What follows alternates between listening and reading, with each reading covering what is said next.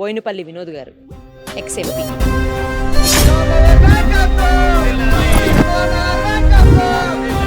ఆయన ఎక్కడున్నారు, ఏం చేస్తున్నారు, అసలు ప్రజలతో ఉన్నారా లేకపోతే దూరంగా ఉన్నారా?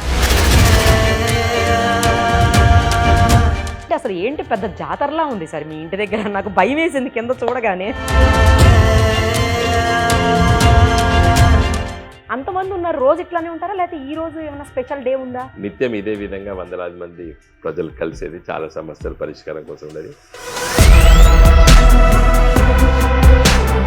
మేడిగడ్డ ఎందుకు సార్ ఇష్యూ అయింది? మేడిగడ్డ అది అంటే అంత పెద్ద ప్రాజెక్ట్ అయినప్పుడు ఇవన్నీ చూడకుండా ఇవన్నీ టెస్ట్ చే ప్రగతి భవన్ దగ్గర మొత్తం కంచెలన్నీ తీసేసి ఇది ప్రజాభవన్గా మార్చారు. మీకేమనిపిస్తుంది దాన్ని చూస్తుంటే? అది చెప్పుకోవడానికి, టీవీలలో చూడడానికి ముద్దుగా అవపడ్డది, కానీ ఎవరు కావాలంటే వాళ్ళ లోపలికి వెళ్ళే అవకాశం అయితే దొరికింది కదా.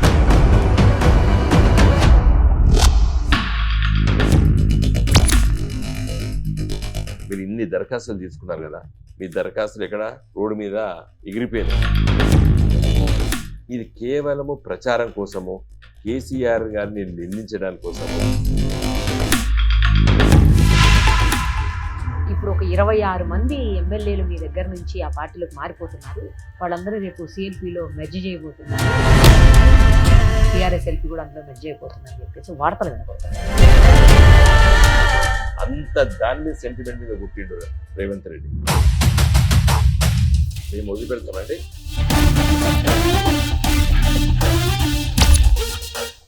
మీకు బాగా అంటే వినోద్ కుమార్ గారికి బాగా ఇష్టమైన పాలిటిషియన్ ఎవరు? పేద వర్గాలకి ఉపయోగపడేటువంటి విషయాలన్నీ కూడా ప్రభుత్వ రంగంలో ఉంటాయని చెప్పి బాధ్యత తీసుకొని నడిపించినటువంటి ఒక గొప్ప పునాది వేసినటువంటి నాయకుడు. మీరు అసలు 14-15 ఇయర్స్కి విద్యార్థి సంఘం నేతగా ఉన్నారని విన్నాను సార్. కానీ మా తల్లి చిన్నతనం నుండి నన్ను ఆ విధంగా పెంచిన. దురదృష్టవశాత్తు 4 మాసాలకి ఎంపీ అయి తన ముందే చనిపోయింది.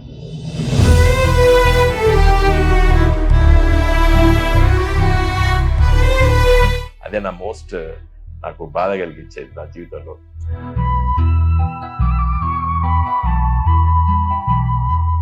ప్రస్తుతం మనం కరీంనగర్లో ఉన్నాం. ఎందుకు అనే కదా మీ డౌట్. ఎందుకు అనేది చెప్పాలంటే ఒక విషయం మీతో చెప్పాలి ముందుగా.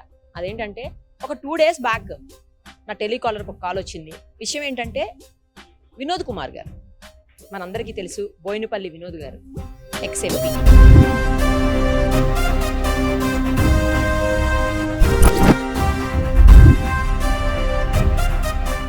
ఆయన ఎక్కడున్నారు, ఏం చేస్తున్నారు, అసలు ప్రజలతో ఉన్నారా లేకపోతే దూరంగా ఉన్నారా? ఆయన ఈసారి ఎలక్షన్స్ లో కంటెస్ట్ చేస్తారా లేదా, ఇవన్నీ మాకు తెలుసుకోవాలని ఉందండి. ఒక ఇంటర్వ్యూ చేయండి అని చెప్పేసి ఆ కాల్ చేసిన వ్యక్తి చెప్పినటువంటి విషయం. మరి ఆయన వినోద్ గారి అభిమానం లేకపోతే టీఆర్ఎస్ అభిమానం తెలియదు, కానీ ఆయన రిక్వెస్ట్ అయితే అది. సరే, నిజంగానే నాకు కూడా డౌట్ వచ్చింది వినోద్ గారు అసలు ఎక్కడున్నారు, ఏం చేస్తున్నారని. సో హైదరాబాద్లో ఎంక్వైరీ చేస్తే ఆయన అక్కడ లేరని తెలిసింది. తర్వాత కరీంనగర్లో ఉన్నారేమోనని డైరెక్ట్గా ఈరోజు కరీంనగర్ వచ్చాం. ప్రస్తుతం ఆయన ఇంటి దగ్గరే మనం ఉన్నాం. చాలా మంది జనాలు అయితే ఉన్నారు. మరి అది చూస్తుంటే ఆయన ఇంట్లోనే ఉన్నారేమో అనిపిస్తుంది. వెళ్ళి ఒకసారి చూద్దాం, ఉంటే మాట్లాడదాం, లేదంటే బాయ్ చెప్పేసి వెళ్ళిపోదాం.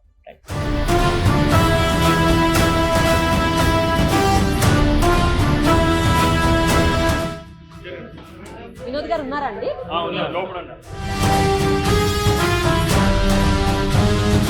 అమ్మో, ఏంటి ఇంతమంది ఉన్నారు?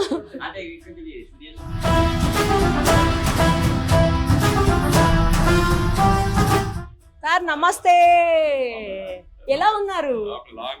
అవును సార్, ఎలా ఉన్నారు? మీరు ఉన్నారా లేదా అని నిన్న హైదరాబాద్ లో ఎంక్వైరీ చేస్తే హైదరాబాద్ లో లేరని తెలిసింది. సో ఈ రోజు కరీంనగర్ లో ఉన్నారా లేదా, ఎందుకంటే మాకు కాల్ వచ్చింది టెలికాలర్ కి. కాల్ ఏంటంటే వినోద్ కుమార్ గారు అసలు ఎక్కడున్నారు, ఈసారి ఎలక్షన్స్ లో కంటెస్ట్ చేస్తున్నారా లేదా మేడం, ఒకసారి ఎంక్వైరీ చేయొచ్చు కదా, ఆయన ఒక ఇంటర్వ్యూ చేయొచ్చు కదా. నాకు కూడా డౌట్ వచ్చింది, సార్ అసలు అందుబాటులో ఉన్నారా జనాలకు లేదా అని చెప్పేసి. కొంతమంది అనటం ఏంటంటే మీరు ఫారిన్ కంట్రీలో ఉన్నారు అని అంటున్నారు, ఇక్కడ లేరు.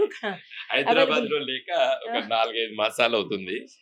నేను మన శాసనసభ ఎన్నికలప్పుడు ఒక 2 మాసాలు ఇక్కడే ఉన్నాను కరీంనగర్ లో. తదనంతరం కూడా ఇక్కడే ఉంటున్నాను. పార్లమెంట్ ఎన్నికలు ఉన్నాయి కాబట్టి అవునవును. నేను హైదరాబాద్కి రావడం లేదు కాబట్టి మీకు లేరేమో అనే ఆ, feeling వచ్చినట్టు. సామాన్యంగా నేను గత 4-5 సంవత్సరాలు మినిస్టర్స్ క్వార్టర్స్ లో ఉన్నాను కదా, అవునవును. చాలా మంది రోజు వచ్చి కలిసిపోయేది కదా. అవును. సరే ఈ లోపల శాసనసభ ఎన్నికలప్పటి నుంచి నేను అక్కడ ఉండడం లేదు. కరీంనగర్ లోనే ఈ ఉత్తర తెలంగాణ జిల్లాలో, ముఖ్యంగా పూర్వపు కరీంనగర్ జిల్లాలో ప్రతి శాసనసభ నియోజకవర్గంలో ఎన్నికల ప్రచారంలో పాల్గొన్నాను. శాసనసభ ఇక మీకు తెలుసు, దురదృష్టవశాత్తు మా ప్రభుత్వం రాలేదు, ఎన్నికల్లో మేము ఓటమి పాలవేను. తదనంతరం కూడా నేను ఎక్కువ సమయం ఇక్కడ కరీంనగర్, మళ్ళీ పార్లమెంట్ ఎన్నికలు వస్తున్నాయి కాబట్టి మరి ఇక్కడ ప్రజల మా కార్యకర్తలు, మా నాయకులే ఒక ఉత్సాహాన్ని అంటే ముఖ్యంగా ఈ సమయంలో మా కార్యకర్తల్ని మనోధైర్యం ఇవ్వాల్సిన అవసరం ఉంది కాబట్టి, సరే ప్రజలు ఎన్నికల సందర్భంలో సభలు సమావేశాలు పెట్టుకుంటాం, తిరుగుతాం. దానికంటే ముఖ్యంగా మా కార్యకర్తలు, మా నాయకులు వీళ్ళని మనోధైర్యాన్ని నింపాలి అని చెప్పేటట్టు ఏకైక ఉద్దేశంతోనే నేను ఆ కరీంనగర్ లోనే ఉంటున్నాను. హైదరాబాద్ కు రావడం తగ్గింది. ఒక ఇంటర్వ్యూ చేద్దాం సార్, కూర్చుందాం, చేద్దాం. చూసారా, ఆయన ప్రజలకు అందుబాటులోనే ఉన్నారు, మన ఎదురుగుండానే ఉన్నారు. వినోద్ కుమార్ గారి గురించి ఒక విషయం చెప్పాలి. 2004లో మొదటిసారి ఆయన హన్మకొండ నుంచి ఎంపీగా ఎన్నికయ్యారు. నిజానికి అప్పుడు 2008 ఉధృతంగా ఉన్నటువంటి పరిస్థితి, ఉద్యమము. ఆ సమయంలో ఆయన తృణప్రాయంగా భావించి తన ఎంపీ పదవికి కూడా రిజైన్ చేశారు. అఫ్ కోర్స్ ఆయన ఉప ఎన్నికల్లో మళ్ళీ ఆయనే గెలిచారు. తర్వాత 2014లో కూడా మళ్ళీ ఆయనే గెలిచారు. మీకు ఒక విషయం చెప్పాలి ఇక్కడ ఏంటంటే, మొత్తం పార్లమెంట్లో 540 ప్రశ్నలతో రెండవ వ్యక్తిగా రికార్డు సృష్టించారు. అన్ని క్వశ్చన్స్ అడిగిన వాళ్ళు ఎవరూ లేరు. ఆయన వెనక ఇంత రాజకీయ నేపథ్యం ఉందని కానీ, లేకపోతే ఆయన న్యాయవాదిగా కోర్టులో చాలా కాలం ప్రజలకు న్యాయం అందించేందుకు పనిచేశారని మీ ఎవరికి తెలియని విషయాలు ఇవన్నీ. ఇంకా చాలా ఉన్నాయి ఆయనకు సంబంధించినవి. ఎందుకంటే తెలంగాణ ఉద్యమంలో చాలా కీలకమైనటువంటి పాత్ర పోషించిన వ్యక్తి ఆయన. అలాగే టిఆర్ఎస్ వ్యవస్థాపక అభ్యర్థుల్లో, సభ్యుల్లో కూడా ఆయన చాలా ముఖ్యులు. ఇలా చెప్పుకుంటూ పోతే చాలా ఉన్నాయి ఆయన గురించి. కరీంనగర్కు ఎంతో చేశారు, ఇంకా చేయాల్సింది మిగిలే ఉంది అంటున్నారు. అయినా కూడా ఒకసారి ఆయన ఇంటర్వ్యూ చేద్దాం, కూర్చొని. సార్ నమస్తే అండి. నమస్తే అండి. ఎలా ఉన్నారు సార్? అవునండి. అసలు ఏంటి పెద్ద జాతరలా ఉంది సార్ మీ ఇంటి దగ్గర. నాకు భయం వేసింది కింద చూడగానే. అంతమంది ఉన్నారు. రోజు ఇట్లానే ఉంటారా, లేకపోతే ఈ రోజు ఏమైనా స్పెషల్ డే ఉందా? రోజు ఇట్లే ఉంటానండి. నేను బాబోయ్. ఎంపీ టర్మ్ అయిపోయిన తర్వాత కేసీఆర్ గారు ప్లానింగ్ బోర్డు వైస్ చైర్మన్ ఇచ్చిన తర్వాత నేను హైదరాబాద్ లో మినిస్టర్స్ క్వార్టర్స్ లో నిత్యం ఇదే విధంగా వందలాది మంది ప్రజలు కలిసేది, చాలా సమస్యల పరిష్కారం కోసం ఉండేది. కరీంనగర్కి వచ్చినప్పుడల్లా కూడా మరి ఈ కరీంనగర్ పార్లమెంట్ నియోజకవర్గంలో 7 శాసనసభ నియోజకవర్గాల నుండి మా ప్రజాప్రతినిధులు వాళ్ళకు ఉన్నటువంటి సమస్యలు తీసుకొని ఇదే విధంగా వస్తారు, రోజు వస్తారు. న్యాయవాదిగా ఎంతో మంది ప్రజలకు న్యాయం చేశారు మీకు చేతనైనంత. తర్వాత కమ్యూనిస్టు నేతగా, కమ్యూనిజం అంటే మనకు తెలుసు, అందరూ సమానమే, అందరికీ ఈక్వాలిటీ ఉండాలి అనేది వాళ్ళ నినాదం. అలాంటి పార్టీలో నుంచి మీరు ఎందుకు బీఆర్ఎస్ మిమ్మల్ని ఆకర్షించింది? అంటే ఉద్యమ నేతగా చాలా కీలకమైనటువంటి పాత్ర మీరు పోషించారు. టిఆర్ఎస్ ఆవిర్భావంలో కూడా మీరున్నారు. సో వ్యవస్థాపక సంఘంలో మీరున్నారు ఆ సభ్యుడిగా. సో ఎందుకు మీరు ఇటు అట్రాక్ట్ అయ్యారు? అంటే క్లుప్తంగా చెప్పదలుచుకుంటే, నేను 10వ తరగతి పరీక్షలు రాసిన వెంటనే 14 ఏళ్ళు 15 ఏళ్ల వయసులో పట్టినే ఓకే. ఆనాడు ఆల్ ఇండియా స్టూడెంట్స్ ఫెడరేషన్ రాజకీయ శిక్షణ శిబిరాలు గుంటూరు జిల్లా తెనాలిలో జరుగుతున్నప్పుడు okay. Pay back emergency period లో ఆ, నేను అక్కడికి వెళ్ళడం జరిగింది. ఓకే. అంటే మా ఇంటి పక్కకు ఒక ఎస్సీ హాస్టల్ ఉండే, ఆ విద్యార్థితో ఉన్నటువంటి పరిచయాలతోని దానితోని ఉమ్, తర్వాత ముఖ్యంగా ఇంతకుముందు మీరు ప్రస్తావించారు మా మేనమామ అవును. చెన్నమనేని రాజేశ్వరరావు గారి ఉమ్, నేపథ్యము, వారి అబ్బాయి రమేష్ గారు, మేమందరం కలిసి ఆ శిక్షణ శిబిరాలకు వెళ్ళడం జరిగింది వే బ్యాక్ 75-76 లో. తదనంతరము నేను junior college, government junior college హన్మకొండలో చదువుకున్న రోజులలో, ఉమ్, తర్వాత గవర్నమెంట్ కాకతీయ డిగ్రీ కాలేజ్లో చదువుకున్న రోజుల్లో కూడా నేను విద్యార్థి రాజకీయాల్లో చాలా యాక్టివ్గా ఉండేవాడిని. ఉమ్. అప్పుడు ఎలక్షన్స్ జరిగేది, ఇప్పుడు లేవు. స్టూడెంట్ యూనియన్ ఎలక్షన్స్ జరిగేది కాలేజెస్ లో. ఒక మీరు అసలు 14-15 ఇయర్స్ కి విద్యార్థి సంఘం నేతగా ఉన్నారని విన్నాను సార్. అన్న అదే 10th నిజమేనా? క్లాస్ అంత చిన్న ఏజ్ లో చిన్న ఏజ్ లో బట్టే నేను బాబోయ్. నేను చెప్పాను కదా తెనాలి రాజకీయ ఆ, శిక్షణ ఆ, శిబిరాలకు వెళ్ళి చిన్నతనంలో కూడా అప్పుడప్పుడు మా ఇంటి పక్కన కూడా ఆర్ఎస్ఎస్ శాఖలు కూడా వెళ్ళేది. కానీ పొలిటికల్ మీరు ఇంతమంది చెప్పినట్టు మా తల్లి గారు సుగుణ గారు స్వాతంత్ర సమరయోధుల కుటుంబంలో పుట్టారు. కరీంనగర్ జిల్లా కోనరావుపేట మండలంలో నాగారం అనేటువంటి గ్రామం. మా ఓకే. అమ్మ వాళ్ళది. ఇంత గొప్ప ఆ! నేపథ్యం. వాళ్ళు చిన్నతనంలో పట్టే మా ఇద్దరు మేనమామలు రాజేశ్వరరావు గారు, హనుమంతరావు గారు స్వాతంత్ర ఉద్యమంలో పట్ల చాలా గొప్ప పాత్ర వహించారు. సాయుధ పోరాటంలో పాల్గొన్నటువంటి కుటుంబం అది. ఓకే. మా తల్లి గారిని కూడా చిన్నతనంలో కూడా మా మామయ్య అండర్ గ్రౌండ్‌లో కూడా తీసుకెళ్ళేది. సో, ఆమె కొంత సోషల్ కాన్షియస్ ఉన్నటువంటి స్త్రీ మా తల్లి. మా తండ్రి గారు వ్యవసాయ కుటుంబము, ప్రభుత్వ ఉద్యోగి. హన్మకొండలో మేము మా ఫాదర్ ఎంప్లాయీ ఉండేది. కానీ మా తల్లి చిన్నతనం నుండి నన్ను ఆ విధంగా పెంచింది. అందుకోసం నా పేరు వినోద్ కుమార్ ఉంది. అవును సార్. వినోద్ రావు లేదు. అవును. మా అమ్మ కొంచెం సోషల్ కాన్షియస్‌నెస్ లేడీ. సరే, వెల్మ సామాజిక వర్గంలో ఒక భూస్వామి కుటుంబంలో పుట్టినప్పటికి గూడా ఆమె చిన్నతనం నుంచి కూడా సమానత్వం, అందరితో మర్యాదగా ఉండాలి అనేటువంటిది నేర్పడం జరిగింది మాకు. సో, నేను రాజకీయాలకు పోయినా కూడా మా తల్లిగారు ఎప్పుడు అడ్డుపడలేదు. ఆమెకు ఉత్సాహంగా ఉండేది. అంటే సోషల్ కాన్షియస్‌నెస్ ఉండాలని చెప్పి ఆలోచన చేసేటువంటి ఆవిడ. ఓకే. నేను న్యాయవాది వృత్తిలో ఉన్నప్పుడు గూడా ఎక్కువ ప్రజాసేవ చేయాలనేటువంటి ఆకాంక్ష ఉన్నటువంటి తల్లి నా తల్లి. దురదృష్టవశాత్తు నేను ఎంపీగా ఇంకో 4 మాసాలకి ఎంపీ అయితాను ముందే చనిపోయింది. నా జీవితంలో పెద్ద బాధ పెద్ద కలిగించేది. లోటు అది మీకు. పెద్ద బాధ కలిగి ఒక 4 మంత్స్ బతికున్నట్టయితే నన్ను ఎంపీగా చూసేది మా తల్లి. అదే నాకు బాధ కలిగించేది నా జీవితంలో. సో, ఏ తల్లులు స్త్రీలు, కొడుకులు ఆర్థికంగా ఎదగాలి, అట్లా ఎదగాలంటారు. మా తల్లి కొంత డిఫరెంట్ ఆలోచన పరురాలావిడ.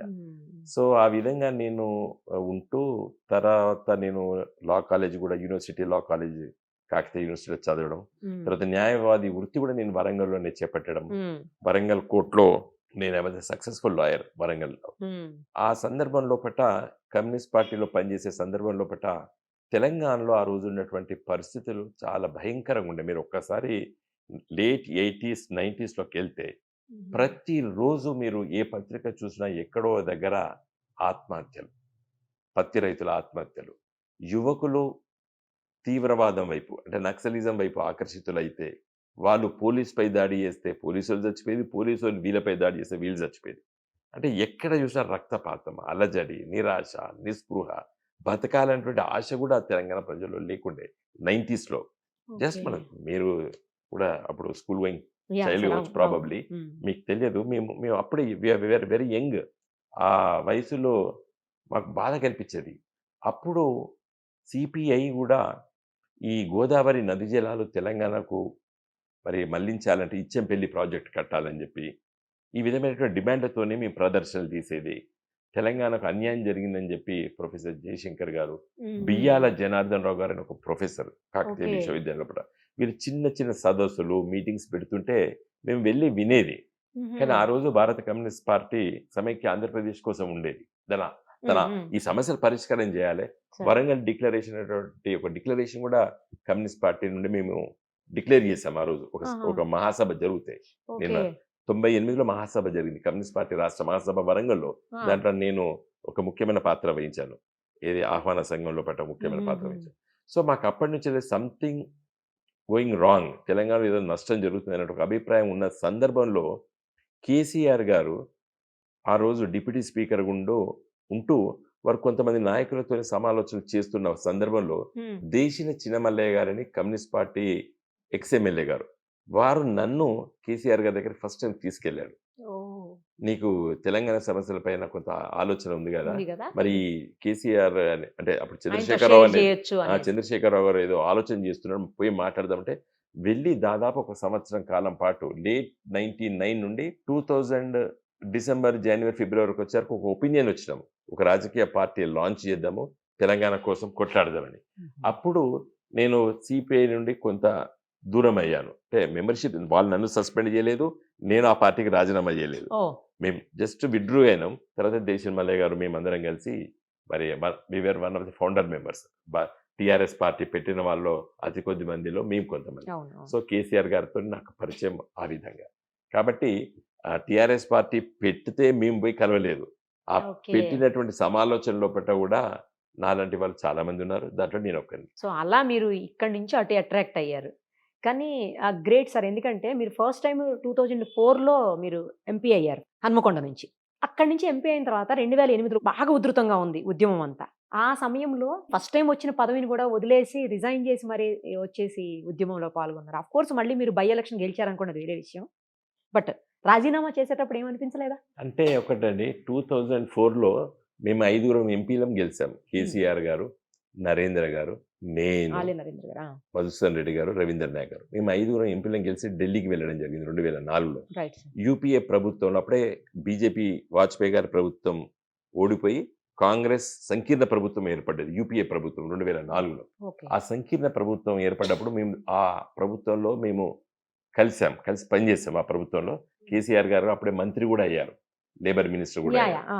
సో మేము అక్కడ మంత్రివర్గంలో ఉంటూ తెలంగాణ కోసం పనిచేసే సందర్భంలో సోనియా గాంధీ గారు యూపీఏ చైర్పర్సన్గా తెలంగాణ రాష్ట్రం ఇస్తామని చెప్పి హామీ ఇవ్వడము, రాష్ట్రపతి ఉపన్యాసం లోపట జాయింట్ పార్లమెంటరీ సెషన్ లోపట మరి ఆనాటి రాష్ట్రపతి అబ్దుల్ కలాం గారి నోటి ద్వారా తెలంగాణ రాష్ట్రం ఇవ్వడానికి మా ప్రభుత్వం సిద్ధంగా ఉన్నదని చెప్పి కూడా మరి ఆ జాయింట్ పార్లమెంట్ సెషన్లో చెప్పడము, కామన్ మినిమం ప్రోగ్రాంలో తెలంగాణ అంశాన్ని జోడించడము, ఇవన్నీ జరుగుతున్న సందర్భంలో పట ప్రణబ్ ముఖర్జీ గారితో నేతృత్వంలో ఒక కమిటీ ఏర్పాటు చేయడము, తర్వాత అన్ని రాజకీయ పార్టీలు ఒప్పుకుంటే తెలంగాణ ఇస్తామని చెప్పి సోనియా గాంధీ గారు చెప్పడము.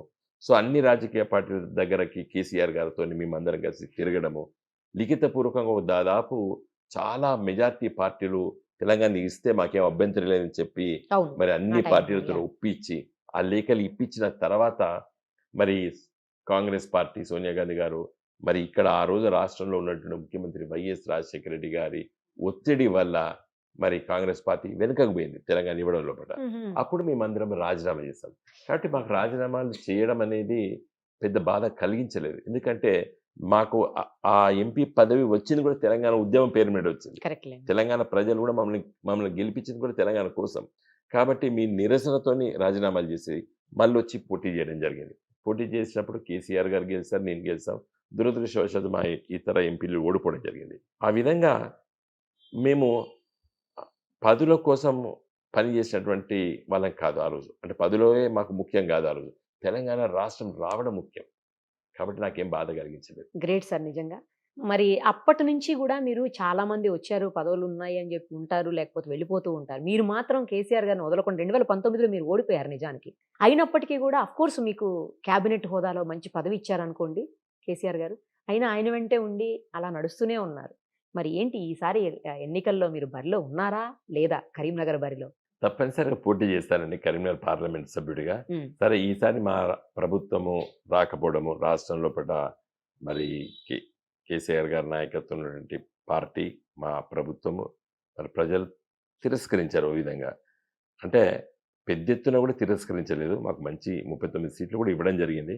ఏదేమైనా కూడా ప్రజల నిర్ణయాన్ని మనం ఒప్పుకోవాలి. ఎందుకంటే ప్రజలు ఏ కోణంలోనో ఏ దృష్టితోనో మరి మేము ఆశించిన రీతిలో మమ్మల్ని గెలిపించలేదు. కానీ మళ్ళీ పార్లమెంట్ ఎన్నికలు వస్తున్నాయి కాబట్టి ఇప్పుడు పార్లమెంట్ ఎన్నికల్లో తప్పనిసరిగా మేము పోటీ చేయాలి. ఎందుకంటే పోటీ చేసి మళ్ళీ ప్రజల యొక్క ఆదరణ లభించేటట్టు మేము పనిచేయాలి. నాకు నమ్మకం ఉంది తెలంగాణ రాష్ట్ర ప్రజలు ఈరోజు అయ్యో కేసీఆర్ గారి ప్రభుత్వాన్ని మనము కోల్పోయాము, ఆ పార్టీని ఊడగొట్టాము, ఈసారి పార్లమెంట్ ఎన్నికల్లో తప్పనిసరిగా మళ్ళీ గులాబీ జెండాను గెలిపించాలి అనేటువంటి ఆలోచన ఇప్పుడిప్పుడే ప్రజలకు వస్తుంది. కాబట్టి నాకు చాలా పూర్తిగా నమ్మకం ఉంది. కరీంనగర్ పార్లమెంట్ నియోజకవర్గంలో నేను పోటీ చేస్తాను, తప్పనిసరిగా గెలుస్తాననేటువంటి విశ్వాసం నాకుంది. కొంతమందిని అటు ఇటు షఫిల్ చేస్తున్నారు అంటున్నారు సార్, మీరు ఇక్కడి నుంచి చేస్తారా ఖచ్చితంగా ఈసారి కూడా? నాకు షఫిల్ వీలు కాదు. ఎందుకంటే మరి నేను ఇక్కడే పనిచేశాను. నేను పార్లమెంట్ సభ్యుడిగా పనిచేశాను. గత 5 సంవత్సరాలు పార్లమెంట్ సభ్యుడిగా లేకపోయినప్పుడే కూడా ప్రతిరోజు ప్రతినిత్యం ఈ 7 శాసనసభ నియోజకవర్గాల్లో నేను విస్తృతంగా పర్యటన చేశాను. కాబట్టి ఆ పరిచయాలను వదులుకొని వేరే దగ్గరికి వెళ్ళి పోటీ చేసేటువంటి ఆలోచన నాకు లేదు, మా నాయకుడికి కేసీఆర్ గారు కూడా లేదు. నాకు చెప్పారు నువ్వే పోటీ చేయాలి, తిరుగుతూ ఉండని కూడా నాకు కేసీఆర్ గారు చెప్పారు. ఇప్పుడు కరీంనగర్ పార్లమెంటు ఓటర్లంతా బోయినపల్లి వినోద్ కుమార్ గారికి ఎందుకు ఓటు ఇయ్యాలి అని అడిగితే ఏం చెప్తారు? నేను 5 సంవత్సరాల లోపట అంటే 2014 నుండి 2019 వరకు ఒక పార్లమెంట్ సభ్యుడిగా కరీంనగర్ ప్రజల చిరకాల వాంఛలు ఏవైతున్నాయో వాటన్నిటిని తీర్చాను. ఒకటి, కరీంనగర్కి దాదాపు 40-50 సంవత్సరాల నుంచి నేరుగా హైదరాబాద్ నుండి రైలు కావాలనేటువంటి కోరిక ఉండే. ఓకే. చాలా మంది పార్లమెంట్ సభ్యులు ప్రయత్నం చేశారు. పాపం వాళ్ళు చేతనంత వరకు ప్రయత్నం చేశారు. 2004లో కేసీఆర్ గారు కరీంనగర్ ఎంపీగా ఉన్నటువంటి రోజుల్లో వారు స్వయంగా సోనియా గాంధీ గారిని అడిగి ఆ రోజు మరి రైల్వే శాఖ మంత్రి లాలూ ప్రసాద్ గారు ఉండే వారి ద్వారా బడ్జెట్లో ఈ రైల్వే లైన్కి సర్వే చేపించారు కేసీఆర్ గారు. ఓకే. అంటే Secunderabad, Medchal, Manoharabad railway station, Manoharabad railway station నుండి గజ్వేలు, దుద్దేడ, సిద్దిపేట, సిరిసిల్ల, వేములవాడ, బోయినపల్లి, కరీంనగర్, కొత్తపల్లి వరకు ఈ రైల్వే లైన్ సర్వే చేయించారు కేసీఆర్ గారు. మీరు ఇంతకుముందు చెప్పారు మేము రాజీనామా చేసి బయటకు వచ్చాం కదా యూపీఏ ప్రభుత్వం నుండి, వచ్చేసరికి మళ్ళీ కేంద్ర ప్రభుత్వం దానిపైన పెద్ద శ్రద్ధ పెట్టలేదు. 2009లో మరి ఆ రోజు మళ్ళీ ఇక్కడ కాంగ్రెస్ ఎంపీ పొన్నం ప్రభాకర్ గారు గెలవడం జరిగింది. మరి వారి 5 సంవత్సరాలు కూడా అది నత్తనడక నడిచింది. దానిపైన పెద్ద దృష్టి పెట్టలేదు, ప్రయత్నాలు కూడా చేయలేదు పెద్ద ఎత్తున. నేను 2014లో మళ్ళీ కరీంనగర్ ఎంపీ అయిన తర్వాత కేసీఆర్ గారి మానస పుత్రిక ఈ రైల్వే లైన్, ఎందుకంటే వారు సర్వే చేయించారు, దాన్ని మళ్ళీ నేను ఎంబడబడి కేంద్ర ప్రభుత్వం దృష్టికి తీసుకెళ్ళి అవన్నీ ప్రయత్నం చేసే సందర్భంలో మోడీ గారు గజ్వెల్లో మిషన్ భగీరథ ప్రారంభించడానికి వస్తున్నారు అనే విషయం ఎప్పుడైతే మాకు అర్థమైందో మా ఆహ్వానం మేరకు వారు వచ్చారు. వచ్చే సందర్భంలో నేను మళ్ళీ కేసీఆర్ గారితో మాట్లాడి ఈ రైల్వే లైన్ మనం శంకుస్థాపన చేపిద్దాం మోడీ గారితో అని చెప్పి అడగడం, వారు okay you can go head అని అనడం, నేను మళ్ళీ రైల్వే శాఖ దగ్గరికి వెళ్ళి అవన్నీ ప్రయత్నాలు చేస్తే 2-3 ఇబ్బందులు పెట్టారు రైల్వే శాఖ వాళ్ళు. ఒకటి ఏం చెప్పారంటే భూసేకరణ మొత్తం మీరే చేసి ఇవ్వాలని చెప్పారు. అంటే రాష్ట్ర ప్రభుత్వం బడ్జెట్ తోనే మీరు భూసేకరణ చేసి ఇవ్వాలన్నారు. అసలు అయితే వాళ్ళు చేయాలి కదా సార్, వాళ్ళు చేయాలి, కేంద్రం చేయాలి. అయినా దానికి మేము ఒప్పుకున్నాం, రాష్ట్ర ప్రభుత్వం కేసీఆర్ గారు ఒప్పుకున్నారు. దాని తర్వాత ఏమైందండి, నెక్స్ట్ ఇష్యూ అయ్యేటువంటి ఖర్చులో 1/3 మీరే భరించాలని చెప్పారు. ఎందుకంటే ఇది పెద్ద లాభార్జనతో కూడుకున్నటువంటి రైల్వే లైన్ కాదు ఇది, కాబట్టి మీరు దాన్ని భరించాలన్నారు. దానికి కూడా కేసీఆర్ గారు యాజ్ ముఖ్యమంత్రిగా ఒప్పుకోవడం జరిగింది. ఈ 2 ఒప్పుకున్న తర్వాత కూడా రైల్వే శాఖ అధికారులు ఎంత పెద్ద కొండి పెట్టిరంటే ఇది రేపు రైల్వే లైన్ అయిన తర్వాత కూడా 5 సంవత్సరాలు నడిచినప్పుడు నష్టాలు కూడా మీరే భరించాలి అని కూడా మనొక తిరకాసు పెట్టారు. అది కూడా ముఖ్యమంత్రి గారు ఒప్పుకోవడం జరిగింది, కేసీఆర్ గారు ఆ రోజు. ఒప్పుకున్న తర్వాత నేను రైల్వే శాఖ వాళ్ళు ఓకే అన్నారు, ప్రధానమంత్రి గారి కార్యాలయం ఓకే అన్నారు, మోడీ గారు దానికి శంకుస్థాపన చేశారు. ఈ రోజు ఈ ప్రయత్నం వల్ల ఈ రైల్వే లైన్ ఇప్పుడు సిద్దిపేట వరకు కంప్లీట్ అయింది. సిద్దిపేట నుండి సిరిసిల్ల వరకు భూసేకరణ చేసి రైల్వే శాఖకు అప్పచెప్పడం జరిగింది. టెండర్లు పిలిచారు, పనులు జరుగుతున్నాయి. సిరిసిల్ల నుండి వేములవాడ, బోయినపల్లి, కరీంనగర్ వరకు భూసేకరణ దాదాపు ఒక కొలిక్కి ఉంది, లాస్ట్ స్టేజ్లో ఉంది. అది కంప్లీట్ అయితే నా దృష్టిలో 2025 డిసెంబర్ వరకు కరీంనగర్కి నేరుగా హైదరాబాద్ నుండి రైలు వస్తుందండి. నా అచీవ్మెంట్ ఇది. తర్వాత రెండో విషయం, మోడీ గారు దేశంలో 100 స్మార్ట్ సిటీస్ అనౌన్స్ చేశారండి. మన తెలంగాణ రాష్ట్రానికి 2 ఇచ్చారు, ఒకటి హైదరాబాదు, ఒకటి వరంగల్. ఈ 2 నగరాలకు ఇచ్చిన సందర్భంలో నేను కేసీఆర్ గారి దగ్గరికి వెళ్ళి అడగడం జరిగింది. హైదరాబాద్ చాలా గొప్ప మహానగరం, కేంద్ర ప్రభుత్వం ఇచ్చే 500 కోట్లతోని హైదరాబాద్లో ఏ మూలకో పోతాయి ఆ డబ్బులు. ఇంత పెద్ద నగరంలో 500 కోట్లు పెద్ద ఇంపార్టెంట్ కాదు, కాబట్టి ఇది వేరే సిటీకి మనం తీసుకొస్తే ఆ సిటీ చాలా అద్భుతంగా పెరుగుతుంది అని చెప్తే కేసీఆర్ గారు వెంటనే హైదరాబాద్ అంత పెద్ద నగరానికి మనకు ఉప్పేసి పొత్తు ఊడినట్టు ఉంటుంది, 500 రూపాయలు ఇచ్చేసి హైదరాబాద్ మొత్తం పేరు వాళ్ళకు వస్తుంది. కాబట్టి మేము టాక్టిఫుల్గానే కరీంనగర్ నగరాన్ని ప్రతిపాదన చేయడం జరిగింది. వెంకయ్య నాయుడు గారండి, వారికి నేను ధన్యవాదాలు మళ్ళీ చెప్తున్నాను సుమన్ టీవీ ద్వారా. వారు నేను వెళ్ళి తిరగడం వల్ల ఇబ్బందులు ఉండే, ఎందుకంటే ఇది అర్హత లేదు, 10 లక్షల జనాభా ఉండాలి, లేదు, కొన్ని వేరే టెక్నికల్ ప్రాబ్లమ్స్ ఉండే. కానీ వెంకయ్య నాయుడు గారు దాన్ని క్లియర్ చేయించి నాకు అప్పచెప్పడం జరిగింది.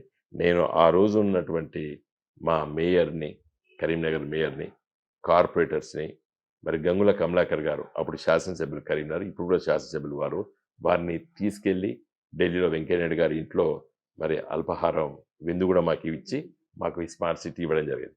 కాబట్టి ఇది కరీంనగర్ ప్రజలు ఊహించలేదు. కరీంనగర్ నగరంలో ఈ రోజు మీరు ఏ గల్లీ పోయినా ఎక్కడ పోయినా సీసీ రోడ్స్, తర్వాత drinking water, solar panels, government ఇంకా పనులు జరుగుతున్నాయి. 600 కోట్ల పనులు జరిగినాయి, ఇంకా 400 కోట్ల పనులు జరగవలసింది. మానేర్ రివర్ మీరు వస్తుంటే అవపడుతుంది, అక్కడ ఒక కేబుల్ బ్రిడ్జ్ కట్టాం. తర్వాత రివర్ ఫ్రంట్, ఎట్లయితే అహ్మదాబాద్ లో సాబర్మతి నది పైన రివర్ ఫ్రంట్ ఎట్లయితే మోడీ గారు ఆ ప్రభుత్వం కట్టిందో ఆ విధంగా మానేర్ రివర్ ఫ్రంట్ కూడా ఆలోచన చేసి పనులు జరుగుతున్నాయి. సో ఈ విధంగా కరీంనగర్ నగరానికి మరి ఒక మంచి నగరంగా తీర్చిదిద్దాలని చెప్పి ఆలోచన చేయడం జరిగింది. తర్వాత నేను ఎంపీ కాకముందు 2014లో కరీంనగర్ నగరానికి జాతీయ రహదారులు లేకుండే. ఓకే. ఓకే. హైవేస్ లేవు అసలు. నేను వచ్చిన తర్వాత ఎలకతుర్తి, హుస్నాబాదు, సిద్దిపేట, రామాయణపేట నుండి మెదక్ నుండి అటు పిట్లం వరకు ఒక జాతీయ రహదారి శాంక్షన్ చేపించాం. ఎలకతుర్తి అంటే వరంగల్ పక్కకు ఉంటుంది. పక్కకే. తర్వాత జగిత్యాల, కరీంనగర్, వరంగల్కి NH 563 పనులు వేగవంతంగా జరుగుతున్నాయి ఇప్పుడు. తర్వాత ఇంకో 3 ప్రతిపాదన చేశాను. కరీంనగర్, వేములవాడ, సిరిసిల్ల, కామారెడ్డి, తర్వాత పిట్లం, నాందేడ్ వరకు ఒక జాతీయ రహదారి. కరీంనగరు, తర్వాత సల్లూరు, వేనువంక, జమ్మికుంట, టేకుమట్ల, భూపాలపల్లి, సీరోంచ వరకు ఒక జాతీయ రహదారి. ఓకే. తర్వాత అన్నిటికన్నా ముఖ్యంగా నేను పార్లమెంట్లో కూడా 2-3 సార్లు ప్రస్తావించాను. ఇలా రామగుండం నుండి పెద్దపల్లి, కరీంనగర్, సిద్దిపేట, హైదరాబాద్. ఈరోజు మీరు హైదరాబాద్ నుండి ఏదైతే వచ్చినటువంటి రహదారి ఉందో ఇది స్టేట్ హైవే, అది దీన్ని నేషనల్ హైవేగా చేయాలని చెప్పి కూడా పట్టుబట్టడం జరిగింది. ఓకే. సో కొన్ని పనులు జరిగినాయి, కొన్ని పనులు నేను మొదలుపెట్టాను, కానీ నడుస్తా ఉంది. దురదృష్టవశాత్తు వాటిని కొనసాగించలేదు, ఓహ్! ఆగిపోయాయి. ఆగిపోయినాయి కొన్ని పనులు. తర్వాత ఈ నగరానికి ఒక IIIT సెంట్రల్ గవర్నమెంట్ 20 IIITs ఇచ్చింది దేశవ్యాప్తంగా. మన రాష్ట్రానికి ఒకటి కూడా ఇవ్వలేదు. మీరు ఇవ్వాలని చెప్పి పట్టుబట్టాను. 50 ఎకరాల భూమి కూడా మేము కేంద్ర ప్రభుత్వానికి సూచనప్రాయంగా అప్పచెప్పడం జరిగింది. బట్ అన్ఫార్చునేట్లీ మరి వాళ్ళు ఇవ్వకుండా కర్ణాటకకు రెండోది ఇచ్చారు, మన రాష్ట్రానికి ఇవ్వలేదు, తెలంగాణకి. నేను దానికోసం పట్టుబట్టాను. రేపు ఫ్యూచర్లో డెఫినెట్గా నేను మళ్ళీ గెలిచిన తర్వాత దాన్ని ఎంబడబడతాను. ఒక IIIT కరీంనగర్ రావాలి అంటే దేశంలో వివిధ రాష్ట్రాల్లో ఉన్నటువంటి విద్యార్థులు వచ్చి చదువుకుంటారు. సో ఇది ఒక హ్యాపెనింగ్ సిటీగా, ఒక రాష్ట్రంలో ఒక చిన్న నగరం నుండి దేశంలో పేరు ప్రతిష్టలు వచ్చే నగరంగా మార్చాలనేది నా అభిప్రాయం. కాబట్టి కరీంనగర్ ప్రజలు నేను చేసిన పనులకు నాకు ఓటు వేయాలి, చెయ్యాలనుకున్న పనులకు కూడా మీరు ఓటు వేయాలని చెప్పి నేను కోరుతున్నాను. ఇప్పుడు ఆగిపోయే పనులని మీరే చెప్తున్నారు, కొన్ని ఆగిపోయాయని చెప్పేసి. వాటిని కంటిన్యూ చేయాలి అంటే ఆ అవకాశం ఉంటుందా మీరు వచ్చిన తర్వాత? ఎందుకంటే ఆగిపోయిన వాటిని మళ్ళీ మొదలుపెట్టే పరిస్థితి ఉంటాయి ఉంటుందంటారా? కంపల్సరీ. ఎందుకంటే ఇప్పుడు యాక్చువల్గా రాజకీయ నాయకులు ఎలక్టెడ్ రిప్రజెంటేటివ్స్ అండి. మనము ప్రజలకి సేవ అంటే కేవలము బాతాకాని కాదు, ఊరికే మాటలు చెప్పడం కాదు, కొంత పని చేయాలి. అంటే దానికి రిప్రజెంటేషన్స్ రాయాలి, లేఖలు రాయాలి, అధికారుల చుట్టూ తిరగాలి, వాళ్ళని ఒప్పించాలి, అధికార యంత్రాంగం ఇబ్బంది పడుతుంటే ఆ ఇబ్బందుల్ని సడలించాలి, ఆ ఇబ్బందులు రాకుండా చూడాలి. ఇప్పుడు జాతీయ రహదారులు ఉంటాయి, మనం పట్టించుకోకపోతే భూసేకరణ కొన్ని సంవత్సరాల పాటు జరుగుతుంది. అదే మన చెరువు ఉన్నదనుకోండి, అక్కడ ఉన్నటువంటి లోకల్ లీడర్స్ని, అక్కడ ఉన్నటువంటి జాయింట్ కలెక్టర్ని కూర్చోబెట్టి మాట్లాడించి రిజాల్వ్ చేసేటువంటి ఒక ఫెసిలిటేటర్గా ఉండాలి. అభివృద్ధి ఆకాంక్షించేటువంటి ప్రజాప్రతినిధి ఈ పనులు చేయాలి. దురదృష్టవశాత్తు చాలామంది అలాంటి పనులు చేయకపోవడం ప్రజలకు సమయం లోపల పనులు కాకలేకపోతుంది. మీకు బాగా అంటే వినోద్ కుమార్ గారికి బాగా ఇష్టమైన పొలిటీషియన్ ఎవరు? డెఫినెట్గా మనకు ప్రధానమంత్రిలో చూసినట్టయితే పండిత్ జవహర్ లాల్ నెహ్రూ గారండి. ఎందుకంటే he laid strong foundation for Indian democracy and Indian population తగ్గట్టు తన ఆలోచన చేసి ఈ దేశాన్ని ఏ విధంగా ముందు తీసుకెళ్ళాలని చెప్పి ఒక కొత్త ఆలోచన విధానము, మిశ్రమ ఆర్థిక వ్యవస్థ, మిక్స్డ్ ఎకానమీ అనేది కొత్త ఆలోచన. అంతకుముందు క్యాపిటలిజం, సోషలిజం ఈ రెండే ఉండేది ఏది స్వాతంత్రం రాకముందు. అయితే పెట్టుబడిదారు దేశాలు, సోషలిస్ట్ దేశాలు ఈ 2 బ్లాక్స్గా ఉండేది. అటు అమెరికా నాయకత్వాన క్యాపిటలిజం, రష్యా నాయకత్వాన, యుఎస్ఎస్ఆర్ నాయకత్వాన సోషలిజం, కమ్యూనిజం.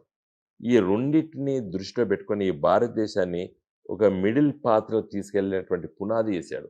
అంటే పెట్టుబడిదారులు ఉంటారు, ప్రభుత్వ రంగం ఉంటుంది.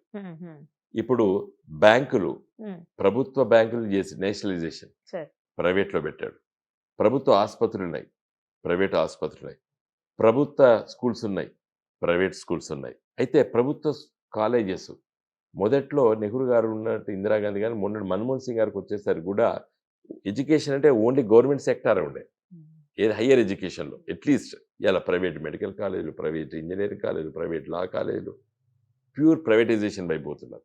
అంటే ఒక కొత్త ఆలోచన తీసుకొచ్చి ఈ దేశ జనాభాని ఒక ధైర్యాన్ని ఇచ్చి, నమ్మకాన్ని ఇచ్చి ముందుకు తీసుకెళ్ళారు. ఒక ఘర్షణ వాతావరణం లేకుండా చేశారు. అంటే ఒక నమ్మకాన్ని కల్పించిండు అట్టడుగు వర్గాలకి. కాబట్టి ఒక మిక్స్డ్ ఎకానమీ, ఒక నూతన మిశ్రమ ఆర్థిక వ్యవస్థ అనేది ఒక కొత్త కాన్సెప్ట్ 1950స్‌లో. ఇప్పుడు చాలామంది యంగ్‌స్టర్స్‌కి అర్థం కాదు గానీ, బట్ ఆ కాన్సెప్ట్ ఆఫ్ మిక్స్డ్ ఎకానమీ. రైల్వేలు అన్ని ప్రభుత్వ రంగంలో ఉంటాయి. టెలికమ్యూనికేషన్స్ అన్నీ కూడా ప్రభుత్వ రంగంలో ఉంటాయి. విమానాశ్రయాలు అన్నీ కూడా ప్రభుత్వ రంగంలో ఉంటాయి. తర్వాత సీ పోర్ట్స్ అన్నీ కూడా ప్రభుత్వ రంగంలో ఉంటాయి. అంటే పేద వర్గాలకి ఉపయోగపడేటువంటి విషయాలన్నీ కూడా ప్రభుత్వ రంగంలో ఉంటాయని చెప్పి బాధ్యత తీసుకొని నడిపించినటువంటి ఒక గొప్ప పునాది వేసినటువంటి నాయకుడిగా నేను జవహర్లాల్ నెహ్రూకు నా మనసులో మాట చెప్పాను. ఇప్పుడు అంటే ఉన్నవాళ్ళు అలైవ్ ఉన్నవాళ్ళు ఎవరు ఇష్టం సార్? కేసీఆర్ గారు. ఎందుకు? ఎందుకంటే ఆయన ఒక పట్టుబడితే వదిలాడండి. ఓకే. నేను చెప్తానండి మీకు జోక్ లాగానే ఉంటుంది. నిజంగా నేనైతే ఏం మాట్లాడుతాడని కూడా అన్నాను. ఏం చెప్పిండండి, మేము ఉద్యమ పార్టీ పెట్టాం 2001లో. అందరం కూర్చొని మాట్లాడేది. ఇంకో చూడండి వినోద్, మన ప్రభుత్వ కార్ల ప్రభుత్వ పెట్రోల్ పోసుకొని తెలంగాణ తీసుకొస్తాము అన్నాడు. ప్రభుత్వ కారులో ప్రభుత్వ పెట్రోల్ పోసుకొని తెలంగాణ తీసుకొస్తాం. అది నమ్మకం అండి? అదే నమ్మేదా? అవును సార్. నాకేంది కొత్తగా మాట్లాడతాడేంది. ప్రభుత్వ కార్ల తిరుగుతాం, ప్రభుత్వ పెట్రోల్ పెట్రోలే పోసుకొని పోసుకుంటాం. తెలంగాణ తీసుకొస్తాం అన్నాడు. సమ్ టిపికల్ ఏంది ఇది అని అనుకున్నా, ప్రపోజిషన్ అనుకున్నాం. కానీ జరిగింది అది. 2004లో మేము 5 ఎంపీలు ఢిల్లీ పోయినాం. కేసీఆర్ గారు మంత్రి అయినరు, ఆలే నరేంద్ర గారు మంత్రి అయినరు. మేము ముగ్గురము 2 కార్ల బుగ్గ కార్ల ఢిల్లీలో అన్ని రాజకీయ పార్టీల దగ్గర పోయినాం. పెట్రోల్ సర్కార్ పెట్రోల్ పోసుకున్నాం. కార్లు కూడా సర్కారువే. సర్కార్ కారు, సర్కార్ పెట్రోలు, సర్కార్ పోలీసు పట్టుకొని అన్ని పార్టీల దగ్గర తిరిగి తెలంగాణ కోసం ఉత్తరాలు రాసుకొచ్చి తెలంగాణ కోసం అడిగేస్తాం కదండి. ఫ్యాక్ట్ కదా. So such a person. ఇది ఎప్పుడు మాట్లాడాడు? 2001లో. మా పార్టీ అప్పుడప్పుడే పుడుతుంది. ఆ టైంలో అట్లాగో తెలంగాణ తీసుకెళ్తాం మనం, సర్కార్ కార్లో తిరిగి సర్కార్ పెట్రోల్ పోసుకొని తెలంగాణ పట్టుకొద్దాం వినోద్ అన్నాడు. నాకు అర్థం కాలేదు, ఏమి ఇట్లా మాట్లాడతాడు అని చెప్పినాను నా తోటి మిత్రులతో. ఇట్లా చెప్తాడు సార్ ఇట్లా కేసీఆర్ అని అనుకున్నాం. కానీ ఇట్ హ్యాపెండ్. అంటే చూడండి మీరు, అంటే అంత విజువలైజ్ చేసేటువంటి నాయకుడు కేసీఆర్. ఇవాళ గోదావరి నది పైన ఎన్ని బ్యారేజీలు కట్టినామండి. తెలంగాణ రాకముందు ఒక ఎస్ఆర్ఎస్పి ప్రాజెక్ట్ మాత్రమే ఉండే గోదావరి నది పైన. దాదాపు 600 కిలోమీటర్లు ప్రవహిస్తుంది తెలంగాణ. దాని తర్వాత ఎల్లంపల్లి ప్రాజెక్ట్, అన్నారం, సుందిల్ల, మేడిగడ్డ, తుపాకులగూడెం, దుమ్మగూడెం.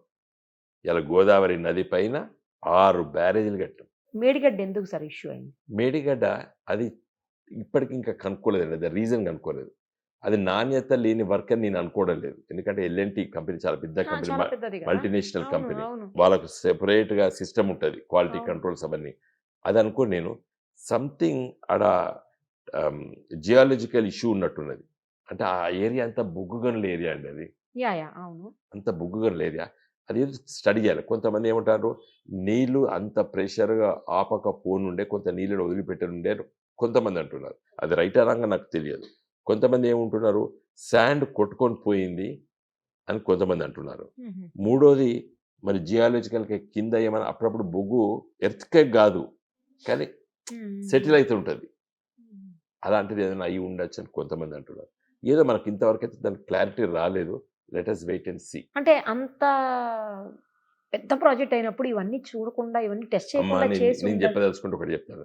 చంద్రయాన్ పోయినా మనం, మోడీ గారు పోయి ఆడ ల్యాండ్ అవుతుంది అనుకున్నాడు, ఫెయిల్ అయిపోయింది. సైన్స్ అండ్ టెక్నాలజీ మన చేతిలో ఉండదు. మరి మొన్న ఒక ప్రాజెక్టు మోడీ గారు రిబన్ కట్ చేసిండు, వెనక తిరిగిండు, అది కొట్టుకుపోయింది అక్కడ ఏదో గంగా నదిలో. వాట్సాప్లో చూసాను నేను. కాబట్టి ఇవన్నీ క్వాలిటీ లేకుండా కన్స్ట్రక్షన్ చేస్తే డెఫినెట్గా శిక్షార్హులే ఎవరైనా కానీ, ఇంత పెద్దోడైనా కానీ. If it is a man made mistake definitely we have to prove it. నేను తప్పట్లేదు. కానీ యాక్ట్ ఆఫ్ గాడ్ అనుకోండి, యాక్ట్ ఆఫ్ గాడ్ అంటే మనం ఏం చేయలేం కదా.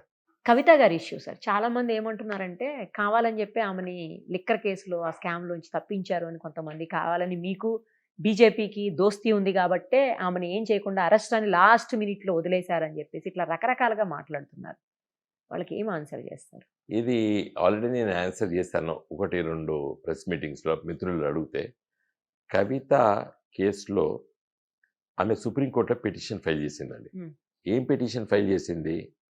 సిఆర్పిసిలో, తర్వాత మనీ లాండరింగ్ కేసులో ఒక సెక్షన్స్ ఉన్నాయి. ఏ స్త్రీనైనా ఆడవాళ్ళని సాయంకాలం 6 తర్వాత ఇంటరాగేషన్ చేయడానికి వీలు లేదు అని చట్టం చెప్తుంది. Hmm. మరి ఈవిడ 9:30 10 గంటల వరకు ఆపుకున్నారు. దానిపైన కవిత గారు కేసేశారు సుప్రీంకోర్టులో. ఇదే విధంగా నళిని చిదంబరం గారి భార్య, ఆవిడ కూడా అడ్వకేటే. చిదంబరం గారు కాంగ్రెస్ గవర్నమెంట్ లో హోంమంత్రి ఉండే, ఫైనాన్స్ మంత్రి ఉండే. అవును. వారి సతీమణి నళిని గారిని కూడా ఇదే విధంగా ఈడీ వాళ్ళు ఇంట్రాగేషన్ 6 తర్వాత చేస్తే ఆమె సుప్రీంకోర్టులో కేసేస్తే స్టే ఇచ్చింది. తర్వాత అది ముఖ్యమైనటువంటి ఇష్యూ. కవిత గారు ఛార్జ్ షీట్లో కేసులో ఈవిడ ఛార్జ్ షీట్లో ఇంకా పెట్టలేదు పేరు. కానీ వేరే వాళ్ళని అరెస్ట్ చేసిన దాంట్లో ఒకటి సిసోడియా గారిని, తర్వాత వేరే వాళ్ళని అరెస్ట్ చేసిన దాంట్లో కవిత మొబైల్ ఫోన్స్ని డిస్ట్రాయ్ చేసిందని చెప్పి ఛార్జ్ షీట్లో ఫైల్ చేశారు. ఈవిడ తీసుకుపోయి ఇచ్చింది ఇంటరాగేషన్ చేసేటప్పుడు. వాళ్ళు తప్పుడు ఇన్వెస్టిగేషన్ అనేది వాళ్ళకి భయం పుచ్చుకున్నది. ఎట్లా రాస్తారు ఛార్జ్ షీట్లో వాటిని ధ్వంసం చేసిందని వితౌట్ ఇంటరాగేషన్? కవిత గారిని అడగక ముందే, ఈమె చెప్పక ముందే డిస్ట్రాయ్ చేసినట్టు చేశాడు.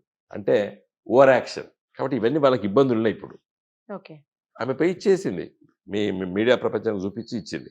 నువ్వు అంతకుముందు ఒక 2 నెలల రోజుల ముందు ఛార్జ్ షీట్లో అదో ఎఫ్ఐఆర్లో దాంట్లో దీంట్లో రాస్తే తప్పించుకుందరు. ఛార్జ్ షీట్లో ఫైల్ చేసిండ్రు. ఓకే. ఓకే. ఏమని? మేము మా ఇన్వెస్టిగేషన్లో కూడా ఈమె ధ్వంసం చేసింది అని చెప్పి రాశారు. నీ ఇన్వెస్టిగేషనే గంత లూప్ సైడ్ అడుగున్నట్టు ఇప్పుడు అర్థమైపోయింది కోర్టులకి. తర్వాత ఇంకా విమర్శకులకు జవాబు చెప్తాను నేను. రాహుల్ గాంధీని, సోనియా గాంధీ గారిని కూడా అదే కుర్చీలో కూర్చొని ఇంట్రాగేట్ చేశారు. కవితమ్మ ఏ కుర్చీలో కూర్చున్నదో సోనియా అమ్మ కూడా అదే కుర్చీలో కూర్చున్నది. అదే ఈడీ వాళ్ళు అడిగినారు. మరి ఇప్పుడు సోనియా గాంధీ గారిని అరెస్ట్ చేయలేదు, రాహుల్ గాంధీ గారిని అరెస్ట్ చేయలేదు. మరి వీళ్ళు బీజేపీతో కుమ్మక్కైనట్ట. ఎందుకు అరెస్ట్ చేయలేదు నేను అడుగుతలేను. కేసు లేనప్పుడు అరెస్ట్ చేయరు. Yeah. ఇంటరాగేషన్ చేసినంత మాత్రం అరెస్ట్ చేయాలని రూల్ ఎక్కడది? కాబట్టి సోనియా గాంధీ గారి పైన, రాహుల్ గాంధీ గారి పైన ఎవిడెన్స్ లేనట్టున్నది. కాబట్టి ఇంతవరకు అరెస్ట్ చేయలేదు. బహుశా కవిత మీద కూడా వాళ్ళు అనుకున్నంత స్థాయిలో ఎవిడెన్స్ ఉందా లేదా తేల్చుకోలేకపోతున్నారు వాళ్ళు.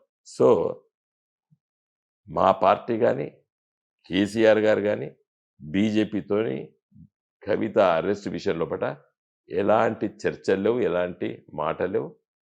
వాళ్ళు అరెస్ట్ చేసుకుంటే చేసుకోవచ్చు. కవిత ఏం పారిపోలేదు కదా, దేశాలు విడిచిపోలేదు కదా, నీరవ్ మోడీ లాగా లేకపోతే మిగతా వాళ్ళు విజయ మాల్యా లాగా తప్పించుకొని పోలేదు కదా, ఇండియాలో ఉన్నది. కాబట్టి ఇవన్నీ మా పైన బురద జల్లడం అండి. Right sir. కవిత గారు ఈసారి ఎంపీగా పోటీ చేయట్లేదని కొంతమంది అంటారు, లేదు కాంటెస్ట్ చేస్తున్నాను కొంతమంది అంటున్నారు. ఇంకా టికెట్స్ ఇచ్చే సమయంలో తెలుస్తుంది. ఓకే. బట్ కేసీఆర్ను కేటీఆర్ అయితే చేయనని మాత్రం చెప్తున్నారు. అవునవును. ఇక కవిత విషయంలో నాకు తెలియదు. వినోద్ కుమార్ గారు సౌమ్యులు, ఎవరిని ఏమి అనరు, దూషించరు, చాలా లాంగ్వేజ్ కూడా చాలా నీట్గా, ఎవరిని ఇబ్బంది పెట్టే విధంగా ఉండదు అని చెప్పేసి కొంతమంది మాట్లాడుతుంటారు. మరి ఇంత సౌమ్యులుగా రాజకీయాల్లో ఉంటే ఎలా? నేను చెప్పాను కదండి, చిన్నప్పుడు మా కుటుంబంలో మా ఇంట్లో పని చేసేవాళ్ళు కూడా అరే రా అంటే మా అమ్మ కుప్పడేది. ఇంత చిన్నప్పుడు మేము ఇంట్లో పని చేసే వాళ్ళు ఉంటారు పాపం ఆ రోజులలో. ఈ రోజుల్లో పని చేసే వాళ్ళు కూడా కొంచెం అలర్ట్ అయ్యారు, నాలెడ్జ్ వచ్చింది, వాళ్ళు కూడా ఆ విధంగా పడలేదు. నాకు చిన్న పెంచలే మీరు అన్నట్టు దూషించకపోవడం గల కారణాలు ఆ నేపథ్యం చిన్నతనంలో పెరిగిన పెంపకమే అండి. అంటే దూకుడుగా ఉండరు, దుందుడుకు స్వభావం కాదు అని చెప్పేసి అంటుంటారు అది కొంతమంది. మనస్తత్వం బట్టి ఉంటుంది కదా. రాజకీయాలు మాట్లాడేటప్పుడు నేను గట్టిగానే మాట్లాడతాను. అంటే విమర్శ చేయాలి కానీ పర్సనల్ గా చేయొద్దు. సద్విమర్శ ఉండాలి. విమర్శ అది పాయింట్ టు పాయింట్. నేను చూడండి, అందుకోసమే తెలంగాణ ఉద్యమ కాలంలో పొద్దునమ్మ చర్చాగోష్ఠికి వెళ్ళినప్పుడు చాలా మంది నన్ను అనేది, డిస్కషన్స్ వెళ్ళినప్పుడు నువ్వు చాలా కన్వే చేస్తావు మెసేజ్, నువ్వే డేంజరు. ఇప్పుడు ఒకసారి సీమాంధ్ర ప్రాంతం మనకు అప్పుడు తెలంగాణ December 9th అయిన తర్వాత నేను ఆ డిస్కషన్ లో పార్టిసిపేట్ చేసి చెప్పాను. నేను ఆంధ్రప్రదేశ్ రాష్ట్రానికి ఇప్పుడు అక్కడ ఉన్నటువంటి యూత్ వీళ్ళందరూ బాధపడడానికి కారణం ఏంటంటే, కాంగ్రెస్ పార్టీ తెలంగాణ డిక్లేర్ చేసినప్పుడు ఆంధ్రప్రదేశ్ కూడా మేము ఒక IIT ఇస్తాము, ఒక all India institute of medical sciences ఇస్తాము, లేదా మీకు ఒక ఇవి ఇస్తామని చెప్తే అక్కడ ఉన్న పిల్లలకి ఓహో మాకు కూడా డివైడ్ వల్ల, బైఫర్కేషన్ వల్ల మాకు ఇవన్నీ వస్తాయి అనే ఫీలింగ్ వస్తే అంత నిరసన చెప్పారని చెప్పాను నేను. వాళ్ళని కూడా కన్విన్స్ చేసేసారు, ఆంధ్ర వాళ్ళని కూడా. అప్పుడు అన్నారు అందరూ, అబ్బా నువ్వే డేంజర్, మాకు లొల్లి పెట్టుడే చాలా ఈజీ. ఆ సౌమ్యంగా అలాగే కంటిన్యూ అవుతూ ఉన్నారు ఇప్పటికి కూడా స్టిల్. ఇక ఇప్పుడు చేంజ్ చేసుకోలేము కదండి. చేంజ్ అదే చేసుకోవాల్సిన కదా. అవసరం కూడా లేదు. లేదు, నేను లేదు. కోరేది ఏంటంటే నేను కరీంనగర్‌లో మన బ్యాడ్మింటన్ టోర్నమెంట్స్ అయితే నన్ను పిలిచారు. ఓకే. నేను అక్కడ చెప్పానండి. ఇన్‌స్టాగ్రామ్‌లో దాంట్లో వైరల్ అవుతుంది అది. Okay sir. నేను అనుకోకుండా నన్ను నోట్లోకెళ్ళి వచ్చింది. ఏం చెప్పానంటే స్పోర్ట్స్ పర్సన్ దగ్గర స్పోర్ట్స్ ఫ్రెండ్‌షిప్ మీరు నేర్చుకోవాలి రాజకీయ నాయకులు. కరెక్ట్. గెలుపు ఓటముల్ని సహజంగా సమానంగా సమానంగా తీసుకోగలగాలి. తీసుకునేటువంటి గుణం స్పోర్ట్స్ పర్సన్స్‌కి ఉంటది. కరెక్ట్. మీ దగ్గర మా రాజకీయ నాయకులు నేర్చుకోవాలి. తర్వాత రాజకీయాల లోపట రాజకీయ ప్రత్యర్థులు ఉండాలి తప్పితే గాని రాజకీయ శత్రువులు ఉండకూడదని చెప్పాను. మన అందరం కూడా ప్రజలకు సేవ చేయడానికి పని చేస్తున్న వాళ్ళం. సరే నీ ఆలోచనలు కరెక్ట్ కావచ్చు, కాకపోవచ్చు, విమర్శిద్దాం. ఫర్ ఎగ్జాంపుల్ కమ్యూనలిజం, మతోన్మాదం అనుకోండి. తప్పనిసరిగా దాన్ని విమర్శిద్దాం. మంచిది కాదని చెప్దాం. లేకపోతే ఆర్థిక విధానాలు ప్యూర్‌గా క్యాపిటలిస్టిక్ మోడ్, పెట్టుబడిదారు వ్యవస్థ ఉండాలనేవాడు కాదు. ఈ దేశానికి సరిపడదు. ఇది చాలా గొప్ప దేశము. 140 కోట్ల ఉన్నటువంటి జనాభా ఉన్నటువంటి దేశం. ఇక్కడ సంక్షేమ ప్రభుత్వాలు నడవాలి. పేదవాళ్ళని కూడా చూసుకోవాలి. కొంతమంది ఏమంటారండి, ఓసారి నేను ఫ్లైట్‌లో వెళ్తున్నాను. Very interesting. కేసీఆర్ గారు ముఖ్యమంత్రి గారు, నేను ఎంపీ కరీంనగర్. ఫ్లైట్‌లో వెళ్తున్నా నా పక్కకు ఒకతను కూర్చున్నాడు. మాకు ఎగ్జిక్యూటివ్ క్లాసెస్ ఉంటాయి కదండీ ఎంపీలకి. సమ్ సీఈఓ ఉన్నాడు. మీరు అని నన్ను అడిగాడు. నేను I'm a politician, member of parliament అన్నా. From which party? I'm from TRS party. No మీ పార్టీ అంత తప్పు చేస్తున్నది. మొత్తం ఫ్రీబీస్ ఇస్తున్నారు.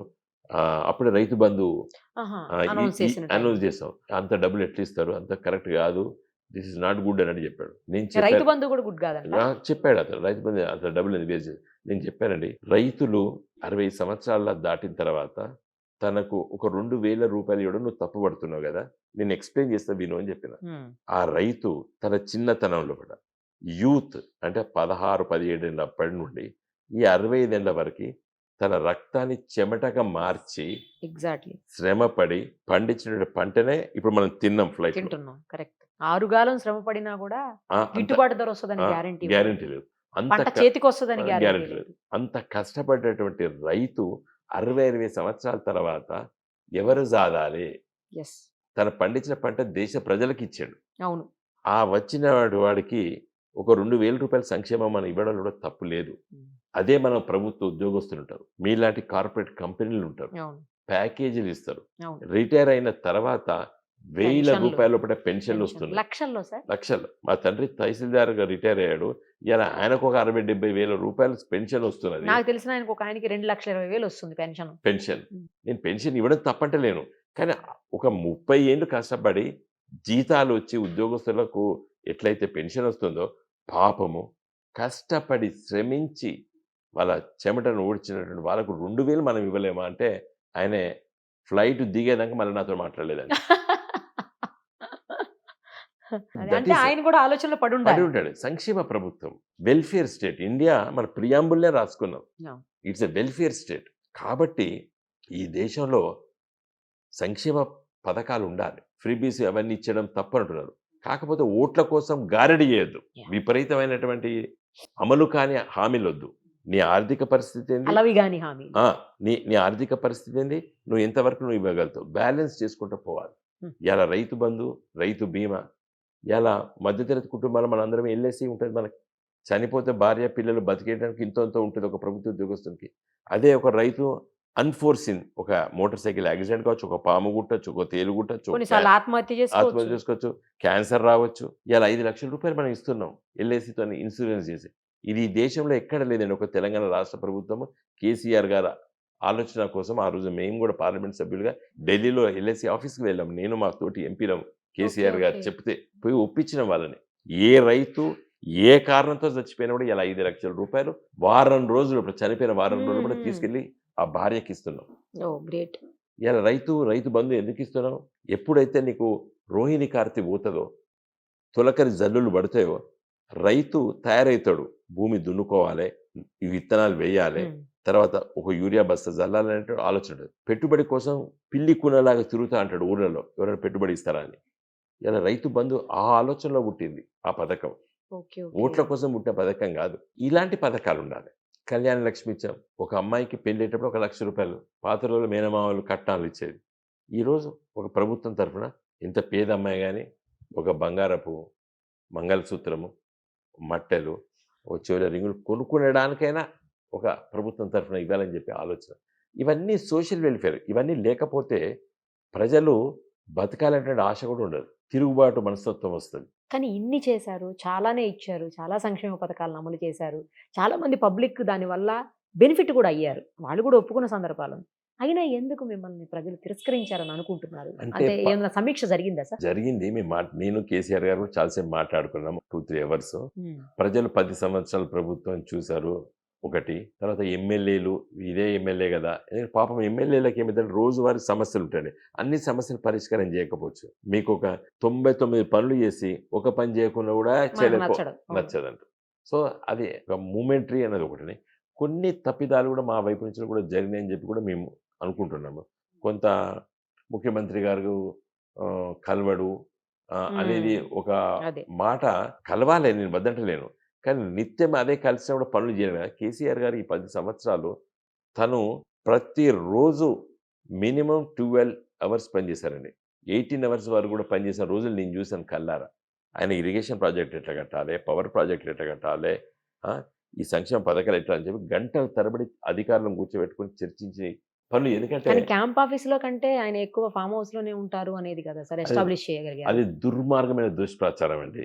నాకు తెలుసు కదండి. వారు ఎక్కడున్నా కూడా పోయిండు అని చెప్పి దుర్మార్గంగా దుష్ప్రచారం చేశారు ఫామ్ హౌస్‌లోనే. అది కరెక్ట్ కాదు. ఎక్కువ సమయము తన అధికారులతోని ఈ కొత్త రాష్ట్రం వచ్చింది. ఈ కొత్త రాష్ట్రాన్ని ఏ విధంగా పునర్నిర్మించాలి అనేటువంటి సమయం ఎక్కువ కేటాయించారు. అందుకోసమే మీకు 4, 5 విషయాలు చెప్తానండి. హ్మ్. ఏది మీకు అప్పులు చేశాడు, ఇది అవును చేశాడు, సార్. ఇది మొత్తం చేశాడు, అప్పుల రాష్ట్రాన్ని అప్పజెప్పి అప్పు వెళ్ళారు. అని చెప్తారు. ఈ డెట్ బాకీ జీడీపీ రేషియో ఇండియాలో అతి తక్కువ ఉన్నటువంటి రాష్ట్రాల్లో కూడా తెలంగాణ రాష్ట్రం అండి. తెలంగాణ రాష్ట్రం కంటే 28 రాష్ట్రాలు ఉన్నాయి ఇవాళ భారతదేశంలో. 28 రాష్ట్రాల లోపట తెలంగాణ స్టాండ్స్ ఎట్ 26th. అంటే కిందికి 4 26th. యూనియన్ టెరిటరీస్తో కలుపుకున్న అర్థమైంది తర్వాత. సార్, అర్థమైంది. ఇది నేను చెప్తలేను ఇదండి. ఇది లేటెస్ట్‌గా ఆర్బీఐ ఇచ్చినటువంటి రిపోర్టేనా? రిపోర్ట్ ఇది. తర్వాత GDP, gross domestic product, GSDP అంటే స్టేట్‌లో మన ఆదాయం. ఆ ఆదాయంకును మన బాకీలకు ఉన్నటువంటి పర్సెంటేజ్ చూస్తే హ్మ్. దేశంలో అరుణాచల్ 53, పంజాబ్ 46.8, ఈ విధంగా అన్ని రాష్ట్రాలు ఉంటే తెలంగాణ రాష్ట్రం దీనికి పోల్చింది 23.8% అండి. మన ఆదాయం లోపట ఎంత పర్సెంటేజ్ అప్పులు ఉన్నంటే 23.8%. 53% ఉన్న రాష్ట్రాలున్నాయి, 48% ఉన్నటువంటి రాష్ట్రాలున్నాయి. తెలంగాణ రాష్ట్రం చాలా తక్కువ. తర్వాత మన బడ్జెట్ ప్రతి సంవత్సరం బడ్జెట్ పెడతామండి. Yeah sir. ఆ బడ్జెట్‌లో నీ రాష్ట్ర ఆదాయం ఎంత ఉంది, కేంద్ర ప్రభుత్వం నుంచి మనకు వచ్చేటువంటి డివల్యూషన్, హ్మ్. కేంద్ర ప్రభుత్వం మన టాక్సెస్ కొన్ని మనకు వాపసు ఇస్తుంది, దాన్ని డివల్యూషన్ అంటాం. ఇచ్చే వాట్లలో తెలంగాణ రాష్ట్రము తన సొంత ఆదాయము 84.2% అండి మన రాష్ట్ర బడ్జెట్లో. అంటే తన సొంత వనరులు, తన రాష్ట్రంలో వచ్చినటువంటి టాక్సేషన్ 84.2%. మనకంటే ఒక హర్యానా మాత్రమే 86.9%. SOTR, state owned tax revenues ratio అంటే కేంద్ర ప్రభుత్వం నుంచి వచ్చేది కేవలము 16% మాత్రమే. 84% మన రాష్ట్ర వనరులు. ఇది నేను చెప్తలేను. ఇది state finances a study of budgets, reserve bank of India, RBI release చేసినటువంటి పథకం. తర్వాత మేము అప్పులు తీసుకొచ్చినాం అని చెప్పి చాలా బదనాం చేసినారు ఈ కాంగ్రెస్ పార్టీలు, బీజేపీ పార్టీలు. తెలంగాణ రాష్ట్ర ప్రభుత్వం కేసీఆర్ గారి నాయకత్వంలో తీసుకొచ్చిన అప్పులు తీసుకొచ్చి మేము జీతాలు ఇవ్వలేదు, పెన్షన్లు ఇవ్వలేదు, లేకపోతే ఈ సంక్షేమ పథకాలు ఇవ్వలేదు, కళ్యాణ లక్ష్మి, రైతు బంధు, రైతు బీమా లాంటివి కావు, లేదా రోడ్లు వేసేటివి కావు. నిత్యం ప్రభుత్వం చేసే పనులకు ₹1 ఖర్చు పెట్టేదండి. మేము అప్పు తీసుకొచ్చిన కేవలం 4 మీద అప్పులు తీసుకొచ్చి పెట్టాం. ఒకటి గోదావరి నదిపై కట్టినటువంటి కాళేశ్వరం ప్రాజెక్టు, కృష్ణా నది పైన కట్టినటువంటి పాలమూరు ఎత్తిపోతల ప్రాజెక్టు, మన ఖమ్మం జిల్లాలో గోదావరి చివరిలో ఉన్నటువంటి సీతమ్మ లాంటి ప్రాజెక్టులకి. తర్వాత మిషన్ భగీరథ. మిషన్ భగీరథ అంటే ప్రతి గ్రామానికి ఇవాళ మంచినీటి సౌకర్యం, ప్రతి ఇంటికి. అది వర్షపు నీళ్లు, నదులలో ఉన్నటువంటి నీళ్ళని శుద్ధి చేసి ఇవ్వాలి. భూమిలో ఇనికినటువంటి నీళ్లు తాగకూడదు. ప్రపంచంలో ఎక్కడ తాగారు భూమిలో ఇనికిన నీళ్లు? ఒక మన దురదృష్టవశాత్తు ఆసియా ఖండంలోనే తాగుతాం మనం. అవి ఎందుకంటే భూమిలో ఇనికిన తర్వాత మినరల్స్ తోని కలిసిపోయిన తర్వాత అవి తాగితే కీళ్ళ నొప్పులు, హార్ట్ డిసీజెస్ రావడానికి కారణం అదే అని చెప్పి వరల్డ్ హెల్త్ ఆర్గనైజేషన్ చెప్పింది. కాబట్టి గోదావరి నది, కృష్ణా నదిలో ఉన్నటువంటి నీళ్ళని శుద్ధి చేసి మనం ఇవ్వాలని చెప్పి 1,25,000 కిలోమీటర్ల పైప్ లైన్లు వేసినాం. భూమి చుట్టూ 4 సార్ల ప్రదక్షిణ చేస్తే ఎంత దూరం ఉంటుందో అంత దూరం ఇవాళ తెలంగాణ లోపల గ్రామాల లోపల పైప్ లైన్లు వేసినాం. ఇవాళ దీనికి అప్పు తీసుకొచ్చి పెట్టినాం. ఇలా కరెంటు ఉత్పత్తి కేంద్రాలు తెలంగాణ వచ్చినప్పుడు 7,778 మెగావాట్ల ఉత్పత్తి కేంద్రాలండి. మన ఓకే. తెలంగాణ రాష్ట్రం ఏర్పడినప్పుడు ఆంధ్రప్రదేశ్ నుంచి విడిపోయి ఒక రాష్ట్రంగా ఏర్పడ్డప్పుడు ఇలా 26,000 మెగావాట్ల ఉత్పత్తి కేంద్రాలు కడుతున్నాము. కట్టిన దాంట్లో కూడా 19,800 కిలో మెగావాట్లు ఇవాళ మనము కరెంటు ఉత్పత్తి చేస్తున్నాం. ఇంకొక 6,000 మెగావాట్లు వచ్చే 2 సంవత్సరాలు కూడా కంప్లీట్ అయిపోతుంది. ఓకే. వచ్చే 20 సంవత్సరాల వరకు కరెంటు డోకా ఉండదు తెలంగాణలో. తర్వాత ఉత్పత్తి కేంద్రాలే కాదండి, తెలంగాణ వచ్చినప్పుడు 400 కేవీ సబ్స్టేషన్లు తెలంగాణ వచ్చినప్పుడు 6 ఉండే. ఇవాళ 25 కట్టుకున్నామండి. తర్వాత 220 కేవీ సబ్స్టేషన్స్ 51 ఉంటే ఇవాళ 103 కట్టుకున్నాం. 132 కేవీ సబ్స్టేషన్స్ 176 ఉంటే ఇలా 250 కట్టుకున్నాం. 33 కేవీ సబ్స్టేషన్స్ 2,138 ఉండే 2014లో ఇలా 3,200 చేసాం. అంటే గ్రామాలలో ఉంటాయండి, 2 గ్రామాలకి 3 గ్రామాలకి ఒక సబ్స్టేషన్ ఉంటుంది. వాటిని 33 కేవీ సబ్స్టేషన్స్ అంటారు. అవి దాదాపు తెలంగాణ వచ్చిన తర్వాత 1000 కొత్త కట్టినామండి. ఈ ఆస్తులు నిర్మించబడ్డాయా, నిర్మించలేదండి? మరి ఇలా ప్రతి 2 గ్రామాలకు ఒక 33 కేవీ సబ్స్టేషన్ వచ్చింది. అందుకోసమే గ్రామాల్లో కూడా కరెంటు పోతలేదు ఇవాళ. తర్వాత 11,607 కిలోమీటర్లు హై టెన్షన్ లైన్స్ ఉండండి. పెద్ద పెద్ద ఉంటాయి చూసారా, బట్ హై టెన్షన్ లైన్స్ అంటారు. 11,607 ఉండేనండి 2014లో. ఇవాళ 1,83,000 కిలోమీటర్ల హై టెన్షన్ లైన్లు కట్టామండి. ఇది కాదంటారా? రేవంత్ రెడ్డి గారు కానీ, బండి సంజయ్ గారు కానీ, కిషన్ రెడ్డి గారు కానీ ఇవి ఎట్లా కట్టాం? డెఫినెట్గా పవర్ ఫైనాన్స్ కార్పొరేషన్ నుండి, రూరల్ ఎలక్ట్రిఫికేషన్ కార్పొరేషన్ నుండి అప్పు తీసుకొచ్చి కట్టినాం ఇవి. ఇలా మీ ఎలక్ట్రిసిటీ మంత్రి, మీ ఫైనాన్స్ మంత్రి, మీ ఫైనాన్స్ సెక్రటరీ, మీ చీఫ్ సెక్రటరీ గారిని అడగండి ఇది తప్పని. ఇలా యాదాద్రి పవర్ ప్రాజెక్ట్ కడుతున్నాం, మన భద్రాద్రి పవర్ ప్రాజెక్ట్ కడుతున్నాం. ఇవి దాదాపు 1-2 ఇయర్స్ లోపల ఇంకొక 6,000 మెగావాట్లు. సోలార్ పవర్ జనరేషన్ అండి 6,106 మెగావాట్లు తయారవుతుంది. దేశంలో నెంబర్ 1. ఎందుకంటే మన సోలార్ పవర్ జనరేషన్ మనది ఒక మంచి ట్రాపికల్ ఏరియా, మీకు తెలుసు కదా. మనకు 3 కాలాలు మంచిగా ఉంటాయి. మీరు ఉత్తర భారతదేశం పోండి, 6 నెలలు ఎండ ఉంటుంది, 6 నెలలు చలి ఉంటుంది. కానీ తెలంగాణ, మన ఆంధ్రప్రదేశ్, మహారాష్ట్ర, కర్ణాటక ఒక మంచి ట్రాపికల్ ఏరియాలు ఉంటాయి మనం. కాబట్టి ఇలా 6,106 మెగావాట్ల సోలార్ ఎనర్జీ చీపెస్ట్ పవర్. అంటే ఇట్లా ఆలోచించినామండి మేము. తర్వాత educational institutions, roads and buildings, కొత్త జిల్లాలు ఏర్పాటు చేసినాం. ఆ జిల్లాలను కూడా కుదిస్తారని అంటున్నారు సార్. మరి కుదించలేడండి రేవంత్ రెడ్డి గారు. అవునా? ఎలాగా ములుగు జిల్లా ఉన్నది, ములుగు జిల్లా తీసేస్తే అక్కడ ఉన్నటువంటి మంత్రి సీతక్క గారు ఒప్పుకుంటారా? భూపాలపల్లి అక్కడ ఉన్న గెలిచినటువంటి గండ్ర సత్యనారాయణ ఒప్పుకుంటాడా? ఇలా ప్రజలకు అందుబాటులో తీసుకొచ్చాం కదా ప్రభుత్వాన్ని. ఒక జిల్లా కలెక్టర్ కట్టినాము, ఒక జిల్లా ఎస్పీ ఆఫీస్ కట్టాము. ప్రజలు సొంతంగా కలెక్టర్ దగ్గర పోయి మాట్లాడుతున్నారు. కలెక్టర్లు కూడా చిన్న జిల్లాలు అయ్యేసరికి వాళ్ళు కూడా ఊర్లు తిరుగుతున్నారు. ఒక గొప్ప అడ్మినిస్ట్రేషన్ అండి ఇది. ప్లానింగ్ కమిషన్ ఒక 20 ఏళ్ల కింద చెప్పింది కొత్త జిల్లాలు చేసుకోమని చెప్తే, సమైక్య ఆంధ్రప్రదేశ్ రాష్ట్రము, బెంగాల్ రాష్ట్రము చేసుకోలేదు. అన్ని రాష్ట్రాలు కొత్త జిల్లాలు ఏర్పాటు చేసుకున్నాయి. మన పక్కకున్న కర్ణాటక, ఆంధ్రప్రదేశ్, మన సమైక్య ఆంధ్రప్రదేశ్ ఉన్నప్పుడు కర్ణాటక చిన్న రాష్ట్రం, మనది పెద్ద రాష్ట్రం. వాళ్ళకి 38 జిల్లాలు ఉన్నాయి, మనకి 22 జిల్లాలు ఉన్నాయి. కేరళలో 17-18 జిల్లాలు, 20 జిల్లాలు అయినా ఇప్పుడు. చిన్న రాష్ట్రం. చాలా చిన్న. ఇలాగ మధ్యప్రదేశ్ 54 జిల్లాలు. ఒకటి చెప్పండి సార్, నాకు చాలా ఆశ్చర్యంగా అనిపించింది. మీ పేరుతో ఉన్న రికార్డ్ అది. సెకండ్ పర్సన్ గా 540 ప్రశ్నలను లేవనెత్తినటువంటి ఎంపీగా పార్లమెంట్లో మీరు చరిత్రలో నిలిచారు. అసలు 540 ప్రశ్నలు ఎలా సంధించగలిగారు? అంటే నేను ప్రతిరోజు పేపర్ చదువుతానండి. నేను ఒక మినిమము ఇంగ్లీషు, తెలుగు కలిస్తే 14 పేపర్లు చదువుతాను. అప్పుడప్పుడు అన్ని చదవలేను, కానీ బట్ టైం ఉంటే కంపల్సరీ చదువుతాను. చదివినప్పుడు దాంట్లో ఏదో ఒక సమస్య ఉన్నప్పుడు నేను పక్కకు రాసుకుంటాను. దాని క్వశ్చన్గా ఫ్రేమ్ చేసి, అప్పుడు ఎంపీగా ఉన్న సమయంలో నేను ఎంపీ పార్లమెంట్ సెషన్స్ అవుతుండే దాంట్లో వేసేది. తర్వాత చర్చల్లో కూడా నేను 106 సందర్భాల్లో కూడా పార్లమెంట్లో లేచి నిలబడి నాకు స్పీకర్ గారు సమయం ఇస్తే మాట్లాడడం జరిగింది. చాలా ఇష్యూస్ మీద, తెలంగాణ రాష్ట్ర ప్రజల సమస్యలపైన, తో పాటు దేశంలో ఉన్నటువంటి సమస్యలపైన కూడా మాట్లాడింది. కాశ్మీర్ ఇష్యూ కాంచెలు మొదలు పెడితే కన్యాకుమారి వరకు ఉన్నటువంటి సమస్యలపైన కూడా నేను మాట్లాడడం జరిగింది. చాలా ఇష్యూస్ మీద. నాకు దానికి కారణం ఏందంటే పత్రికలు రోజు చూస్తా కాబట్టి ఏదో ఒకటి మాట్లాడబుద్ధి అయితది. చదివిన తర్వాత ఈ సమస్య మీద లేస్తే అడిగితే బాగుంటుంది. మీరు అడ్వకేట్ కాబట్టి ఒక విషయం చెప్పండి సార్. ఇప్పుడు అన్ని సెక్షన్స్ మొత్తం మారుస్తున్నారు. ఐపీసీ కాదు కదా ఇక, అవును. అన్ని మారిపోతున్నాయి. ఐపీసీ కాదు, సిఆర్పిసి ఇవంతా ఏం ఉండవు. మొత్తం ఎవిడెన్స్ యాక్ట్ అన్ని చేంజ్ చేసేస్తున్నారు. ఎలా అనిపిస్తుంది? అంటే యాక్చువల్ చేంజ్ ఏం లేదు, కొత్త చట్టాలు తీసుకొచ్చారు. దాంట్లో నేను చూశాను మొత్తం ఐపీసీని. సరే, మోడర్న్ డేస్లో జరిగినటువంటి మార్పులను కొన్ని పెట్టుకున్నారు, కొన్ని సెక్షన్స్ మార్చారు. కానీ పెద్ద మార్పులు ఏం జరగలేదండి.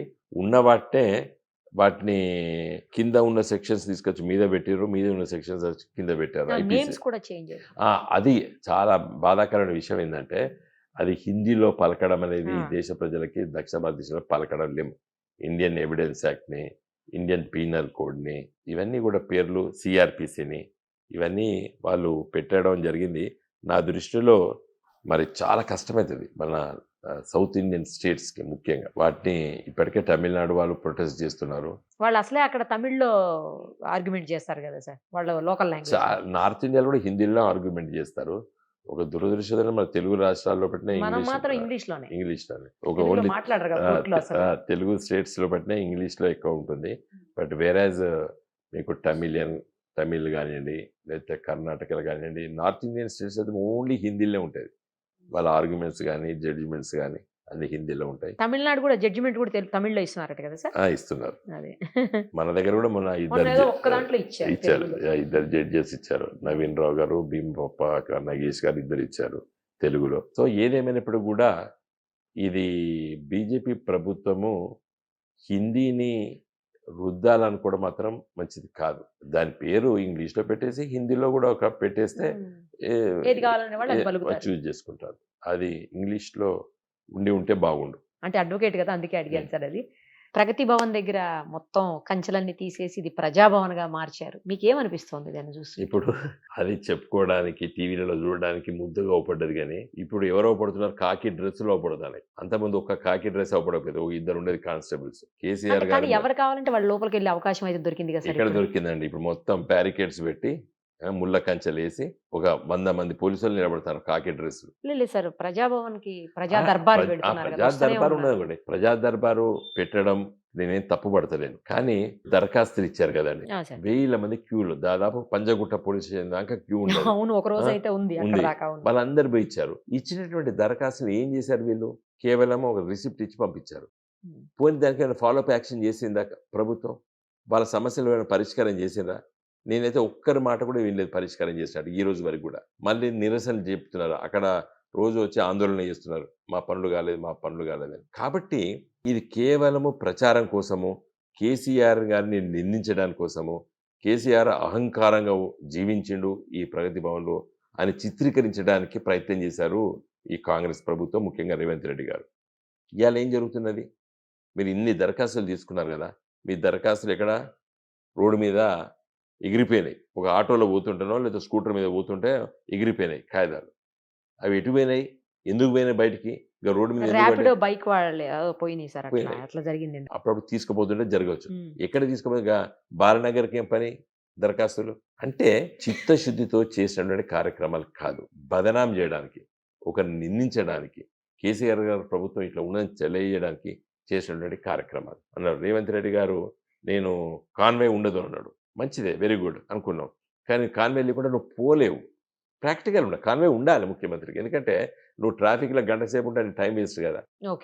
కానీ కాన్వే ఎక్కువసేపు నువ్వు వెయిట్ చేయకుండా ఎంత ఒక 2 minutes 1 minute వస్తున్నాడంటే టక్కటక్కడ చేయడంలో తప్పేం లేదు. ఎందుకంటే ముఖ్యమంత్రి గారు, గవర్నర్ గారులకి ఉంటుంది. బాంబేలో ముఖ్యమంత్రికి ఉండదు, మహారాష్ట్ర క్యాపిటల్ ఉండదు. ఎందుకంటే అది పెద్ద సిటీ, అది బిగ్ సిటీ. కాబట్టి ఏం చేసినాడు ముఖ్యమంత్రి కార్యాలయం పక్క పెట్టుకున్నారు వాళ్ళు. ప్రాక్టికల్. కేసీఆర్ గారు కూడా అదే ఆలోచించేది. వీళ్ళందరికీ అర్థం కాదండి అని. ఎంత ప్రాక్టికల్ మనిషి కేసీఆర్. చీఫ్ మినిస్టర్ రెసిడెన్స్ పక్కకు ప్రగతి భవన్ ఆఫీస్, సీఎం ఆఫీస్ మొత్తం పక్కకు జనాన్ని కలవడానికి పెద్ద హాల్ కట్టారు. అది సీఎం కేసీఆర్ గారు ఉన్నప్పుడు వారు ఏం చెప్పారు? అసెంబ్లీలో చెప్పారు, ఇది నా బంగ్లా కాదు, ఇది గౌరవప్రదంగా ఏ ముఖ్యమంత్రి అయినా దీంట్లో ఉండాలని అవును, ఏ చెప్పి ముఖ్యమంత్రి అయినా ఉండాలి కట్టిన అని చెప్పారు. ఆ రోజు రాజశేఖర రెడ్డి గారు కూడా అట్లా కట్టారనుకోండి. అవును. అట్లా ఉండాలి. అంటే రోడ్ల మీద తిరగద్దు అనవసరంగా. అంటే పబ్లిక్ కి ఇబ్బంది కలిగించేలాగా. ఇప్పుడు ఒక 26 మంది ఎమ్మెల్యేలు మీ దగ్గర నుంచి ఆ పార్టీలోకి మారిపోతున్నారు. వాళ్ళందరూ రేపు సిఎల్పిలో మెర్జ్ చేయబోతున్నారు. టీఆర్ఎస్ ఎల్పీ కూడా అందులో మెర్జ్ అయిపోతుందని చెప్పేసి వార్తలు వినపడుతున్నాయి. కొంతమంది వెళ్ళి ఈ మధ్యన కలిసి వచ్చారు కూడా, మీ ఎమ్మెల్యేలు కూడా మర్యాదపూర్వకంగా కలిశారని చెప్పారు అనుకోండి, ఆఫ్ కోర్స్. బట్ ఇవన్నీ వేరే వాటికి దారి తీస్తుంది అని కొంతమంది అంటున్నారు. మీరేమంటారు? ఇప్పుడు చూడండి, మా పార్టీ నుండి ఒక్క శాసనసభ్యులు కూడా పోయి కాంగ్రెస్లో కలవరు. కారణం ఏంటంటే కాంగ్రెస్ ప్రభుత్వమే లుకలుకలతో ఏర్పడ్డ ప్రభుత్వం. ఇది 64 మంది గెలిచిండ్రు. దాంట్లో ఒక్కొక్కరి దగ్గర 10 మంది, డజన్ మంది ఒక్కొక్క మంత్రి దగ్గర ఉన్నారు. ఏ మంత్రికి ఎప్పుడు ఆశపడితే ఏం చేస్తాడో ఎవరికి తెలియదు. ఏ మంత్రి పనులు కాకపోతే ఏ మంత్రి ఎట్లా డీస్టెబిలైజ్ చేస్తాడో చూస్తాం ఈ దేశంలో. నేను ఇప్పుడే పాపం ఈ ప్రభుత్వాన్ని రేవంత్ రెడ్డి గారు ఇంకా ఆయనకి ఇచ్చిన సమయం పరిపాలించాలని చెప్పి నేను కోరుకుంటున్నాను. నాకు I don't want to disturb. నా వ్యక్తిగత ఆలోచన. సమయం ఇచ్చింది ప్రభుత్వం, కానీ వాళ్ళకే లుకలుకలు ఉన్నటువంటి ఈ ప్రభుత్వంలో మా శాసనసభ్యులు పోయి జాయిన్ అవుతారని నేను అనుకోవడం లేదు. కారణం ఏంటంటే ఈ ప్రభుత్వము అబద్ధాలపైన నిజాన్ని నమ్మకుండా చేసి ప్రచారం ద్వారా అధికారంలోకి వచ్చినటువంటి ప్రభుత్వం. ఇవాళ వీళ్ళు ఇచ్చినటువంటి హామీలు నిలబెట్టకపోతే చైతన్యవంతమైనటువంటి తెలంగాణ ప్రజలు తిరుగుబాటు చేస్తాం. కాబట్టి మాలాంటి ప్రతిపక్ష పార్టీకి చాలా పనులు ఉన్నాయి, ప్రజల వైపు చేయవలసిన పనులు ఉన్నాయి. మేము రేపు అడగవలసినటువంటి పనులు ఉన్నాయి. 100 రోజులు తర్వాత గ్యారంటీ కార్డు ఇచ్చిన వేరు, ఎలక్షన్లో హామీలు ఇవ్వడం వేరు. హామీలు నిలబెట్టుకోకపోవచ్చు, దానికి జవాబు చెప్పొచ్చు ప్రజలకు, అయ్యో వీలైతే లేదు అని చెప్పుకోవచ్చు. మేము 3 ఎకరాల భూమి ఇస్తామని చెప్పినాం దళితులకి, ఇవ్వలేకపోయినాం ప్రాక్టికల్గా. అది ప్రజలకు కూడా అర్థమైంది దళితులకి. ఎందుకంటే ఎవడు భూమి అమ్ముతలేడు ఆ ఊర్లలో, పైసలు ఉన్నా ప్రభుత్వం ఇస్తామని. అందుకే దళిత బంధు వైపు మేము ఆలోచన చేస్తాం. 3 ఎకరాల భూమి అంటే అమ్మేటోడు లేడు ఎవడు ఊర్లలో. భూమి అంతా ప్రెషియస్ అయిపోయింది. కాబట్టి ఆ హామీ నిలబెట్టుకోలేకపోయినాం మేము. కానీ ఇక్కడ గ్యారంటీ కార్డులు ఇచ్చిండ్రు, సంతకాలు పెట్టించారు. 6 గ్యారంటీ లోపల 13 పథకాలు ఉన్నాయి. మహాలక్ష్మి లోపల ఫ్రీ బస్సు, 500 రూపాయల సిలిండరు, 2500 రూపాయలు ప్రతి స్త్రీకి ఇస్తామని చెప్పాడు. ఫ్రీ బస్ ఇచ్చాడు, ఒక హామీ నిలబెట్టుకుని ఉంటాడు. తప్పు. ఓన్లీ 33% ఆఫ్ ఫస్ట్ హామీ. మహాలక్ష్మిలో 33% మీరు ఇచ్చారు, ఇంకా 67% ఉన్నది. ఏందవి? 500 రూపాయల సిలిండరు, 2500 ఎవరికి ఇవ్వాలి? ఆ ఇంట్లో ఉన్న ప్రతి స్త్రీకి ఇవ్వాలి. ఇంకొక విషయం ఏంటి ఉన్నదండి, అతి ముఖ్యమైన విషయం, 500 రూపాయలు bonus per every quintal paddy procurement, ఎంఎస్పితో సహా. ఇప్పుడు ఎప్పుడంటే జస్ట్ ఇంకా మార్చి దాటిందంటే ఏప్రిల్లో కోతలు కోస్తారు. ఈ పొట్ట పెడుతుంది ఇప్పుడు ఫిబ్రవరి ఎండింగ్, మార్చ్. మా రైతు సోదరు చెప్పిన ఈ పొట్ట పెట్టుడే అంటే అది ఈల్డింగ్ స్టార్ట్ అయినప్పుడే పోయి ముద్దించుకొని రా, 500 రూపాయలు ఎక్కువిస్తున్నాం అని చెప్పని చెప్పిన నేను. ఎందుకంటే we have to sensitize the public. రైతులు కూడా సెన్సిటైజ్ చేస్తాం. ఈసారి మీ పంటకు ఎంఎస్పితో పాటు 500 రూపాయలు అదనంగా వస్తాయి. వచ్చేటట్టు మేము చేస్తాం, ప్రజలను కదిలిస్తాం మేము. ఎందుకంటే విపరీత హామీలు ఇచ్చి మమ్మల్ని ఓడగొట్టింది ఈ ప్రభుత్వం, కాంగ్రెస్ ప్రభుత్వం. నువ్వు ఉత్తగా ఎందుకుంటావండి? కళ్యాణ లక్ష్మి 1,00,000 రూపాయలు మేము ఇస్తే తులం బంగారం ఇస్తామని చెప్పిండు. స్త్రీలకు బంగారం అంటే ఎంత ప్రేమనో మీకు తెలుసు. 1,00,000 రూపాయలు చేతిలో పట్టుకొని తులం బంగారం పడితే తులం బంగారం మీద చేయబెడతారు. ఈ 1,00,000కు 2 తులాలు వచ్చినా కూడా దీన్ని ముట్టుకోదు, ఈ కాయిదాలు అనుకుంటారు, గోల్డ్ ముట్టుకుంటారు. అంత దాని మీద సెంటిమెంట్ మీద కొట్టిండు రేవంత్ రెడ్డి. మేము వదిలిపెడతామండి? ప్రతి కళ్యాణ లక్ష్మి, షాదీ ముబారక్ అప్లికెంట్ తులం బంగారం ఇవ్వవలసింది. ఇట్లా స్కీమ్స్ 200 రూపాయలు యూనిట్ ఫ్రీ అన్నావు. ఇప్పుడు కర్ణాటక కాంగ్రెస్ ప్రభుత్వం తొండి పెట్టింది, 201 యూనిట్ కాలితే నువ్వు ఇన్ఎలిజిబుల్ అంటున్నారు. నువ్వు 200లకు ఫ్రీ ఇచ్చి అదనంగా అయినటువంటి 1 యూనిటా, 5 యూనిట్ల, 10 యూనిట్లకు నువ్వు డబ్బులు కట్టాలి. నువ్వు 210 యూనిట్లు కాల్స్తే నువ్వు ఇన్ఎలిజిబుల్ అంటున్నావు. మేమంటాం రేపు నువ్వు 200 ఫ్రీ ఇవ్వాలి, ఆ అదనంగా ఉన్నటువంటి 10 యూనిట్ల, 20 యూనిట్ల, 30 యూనిట్ల ఛార్జ్ చేసుకో. ఆ కర్ణాటకలో ఇప్పుడు పెద్ద లొల్లి అవుతున్నది. సరే అక్కడ బీజేపీకి దాని అంత పెద్ద నిరసనలు చెప్తలేరు వాళ్ళు, కానీ రేపు మేము ఉత్తగా ఉంటామా ఇక్కడ?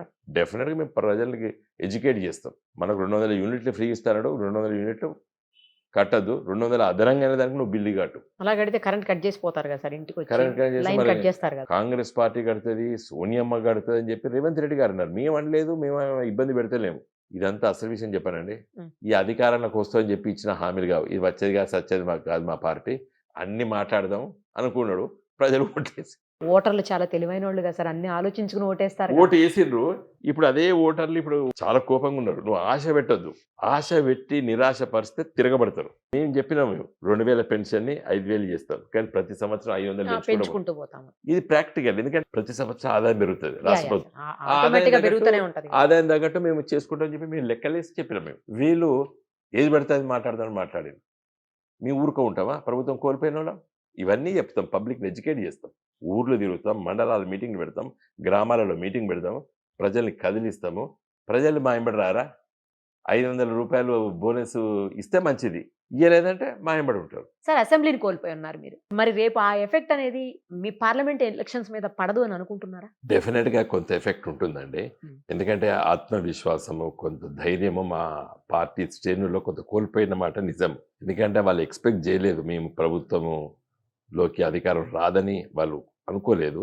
దురదృష్టవశాత్తు పార్టీ ఓటమి పాలైన తర్వాత కొంత నిరాశ, నిస్పృహ క్యాడర్లో ఉంటుంది. అది సహజం. అది దాన్ని కాదంటే పచ్చి అబద్ధం. డెఫినెట్గా ఉంది మా క్యాడర్లో. తర్వాత కొంత ధైర్యాన్ని చెప్పవలసిన బాధ్యత మా పైన ఉన్నది కాబట్టే నేను ఇప్పుడు హైదరాబాద్ కూడా ఎక్కువ వెళ్ళడం లేదు. అందుకే మీరు అక్కడ కనిపించట్లేదు. కనిపించట్లేదు, ఇక్కడే ఉంటున్నాను. కారణం ఏంటంటే మా వాళ్ళకి ధైర్యం చెప్పాలి.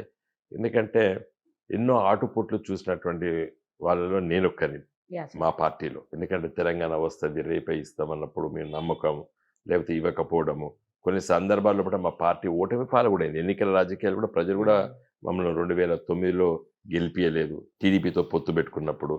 కాబట్టి కొన్ని మాకు ఇబ్బందులు ఎదుర్కొన్న వాళ్ళల్లో ఆ నాయకత్వంలో ఉన్నటువంటి వాడిని నేను. Yes, sir. కాబట్టి నేను మా కరీంనగర్ జిల్లాలో మా క్యాడర్కి ధైర్యాన్ని ఇవ్వవలసిన బాధ్యత నా పైన ఉన్నది కాబట్టి నేను ఎక్కువ సమయం ఇక్కడ కేటాయిస్తున్నాను. మీరు అడిగిన ప్రశ్నకు డెఫినెట్గా మాకు ఇబ్బందులు ఉంటాయి. Hmm. కానీ దాన్ని ఛేదించుకొని మేము ముందుకెళ్ళేటువంటి విశ్వాసం నాకున్నది వ్యక్తిగతంగా. Hmm. ఎందుకంటే రాజకీయ పరిణామాలు ఆ విధంగా జరుగుతున్నాయి. కాంగ్రెస్ పార్టీ గెలిచి ఏం చేస్తుంది ఇవాళ ఢిల్లీలో? ఏమీ చేయలేదు. ఇవాళ ఇక్కడ అధికారంలోకి వచ్చింది రేవంత్ రెడ్డి గారి ముఖ్యమంత్రిగా ఇవాళ పార్టీ ఉంది. నేను ఒక మాట అన్నాడు అతను, Hmm. ఢిల్లీలో కాంగ్రెస్ పార్టీ అధికారంలోకి వస్తేనే నేను ఈ 6 గ్యారెంటీలు అమలు పరుస్తా అని చెప్పిండు. ఇది చాలా Okay. ముఖ్యమైన స్టేట్మెంట్ అండి. Mhm. నేను దాన్ని తీవ్రంగా ఖండిస్తున్నాను. నువ్వు అసెంబ్లీ ఎన్నికల ముందు ఢిల్లీలో పార్లమెంట్లో మేము గెలిస్తేనే ఈ 6 గ్యారెంటీలు నేను అమలు పరుస్తాను అంటే అసలు నీకు అధికారం ఇవ్వకపోతారు ప్రజలు. ఎందుకంటే ఢిల్లీలో నీకు అధికారం వచ్చేటువంటి అవకాశం లేదు. నీ తోడు ఉన్నటువంటి కూటమి సభ్యుల్నే నువ్వు దూరం చేసుకున్నావు.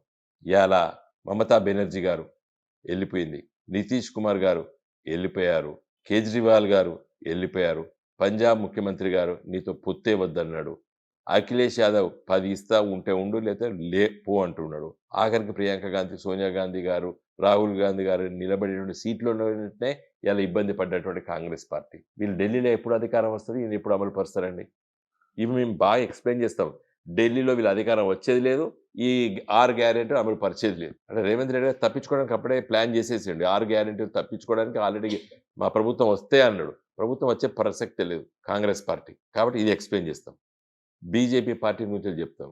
బీజేపీ పార్టీ ఈ తెలంగాణలో ఉన్నటువంటి ప్రజానీకానికి గిట్టే పార్టీ కాదు అది. ఇలా మోడీ గారి ప్రభుత్వం ఢిల్లీలో ఉంటే ఉండనియండి, కానీ మన దగ్గర అవసరం లేదు అది. ఆ పార్టీ యొక్క విస్తీరణ. ఇక్కడ తెలంగాణ రాష్ట్ర ప్రజలు తెలంగాణ సొంత పార్టీ అయినటువంటి టీఆర్ఎస్ పార్టీ, నేటి బీఆర్ఎస్ పార్టీని ఎన్నుకోవాలి. మీరు తెలంగాణ ప్రజల సంరక్షణ కోసం, తెలంగాణ సమస్యలపైన ఢిల్లీలో పోరాటం చేసి వాటిని సాధించుకునేటువంటి శక్తి కేవలము మనకే ఉంది, మాకే ఉందని చెప్పి మేము మా కార్యకర్తలను సన్నద్ధం చేస్తాం, ప్రజల దగ్గరికి వెళ్తాం, గులాబీ జెండాను గెలిపించాలని చెప్తాం, కారు గుర్తుకు ఓటు వేయాలని చెప్తాం, మమ్మల్ని గెలిపించండి, మేము తెలంగాణ ప్రజల సమస్యల కోసం మేము వెంట ఉంటామని చెప్తాం. ఎందుకంటే ఆల్రెడీ రేవంత్ రెడ్డి గారు ఇక్కడ రాష్ట్ర ప్రభుత్వానికి వచ్చి తప్పించుకుంటాడు. ఢిల్లీలో మేము వస్తేనే మేము చేస్తామంటాడు. ఇప్పుడు ఢిల్లీలో వచ్చేది అవపడలేదు. బీజేపీ ఎంపీలు గెలిస్తే ఏం లాభం? 4 గెలిచిండ్రు, 4 రూపాయలు పట్టుకురాలేదు, వాళ్ళని గెలిపిస్తే లాభం. కాబట్టి ఇటు కాంగ్రెస్ అటు బీజేపీ మనకు అక్కర్రావు. పార్లమెంట్లో 17కు 17 గులాబీ జెండా ఎంపీలు ఉంటే ఈ రాష్ట్రాన్ని కాపాడుకోగలుగుతామని చెప్పి మేము స్పష్టంగా ప్రజలకు చెప్తాం. కానీ అసెంబ్లీలోనే గెలవలేదు, మీకు అసలు ఎమ్మెల్యే పదవులు మాత్రం ఇచ్చి బీఆర్ఎస్ అసలు ఇంకెందుకు, టీఆర్ఎస్ గా లేనిది బీఆర్ఎస్ ఎందుకు అని చెప్పి కొంతమంది మాట్లాడుతున్నారు. వాళ్ళకి ఏం ఆన్సర్ చేస్తారు? చూడండి, ఇప్పుడు అసెంబ్లీలో గెలిచినంత మాత్రాన ఎంపీలు గెలవాలనే రూల్ లేదు. రాజస్థాను, మధ్యప్రదేశ్, ఛత్తీస్గఢ్లో 2018 లోపల కాంగ్రెస్ పార్టీ అధికారంలోకి వచ్చింది. కానీ ఒక్క ఎంపీ సీటు గెలవలేదు. ఇది మళ్ళీ ఎంపీ సీటుకు బీజేపీకి వేశారు, రాష్ట్రానికి కాంగ్రెస్కి వేశారు, ఎంపీకి బీజేపీకి వేశారు. పోయినసారి ఆ 3 రాష్ట్రాలు. మన దగ్గర కూడా అట్లా జరిగినాయి పాత రోజుల్లో కూడా.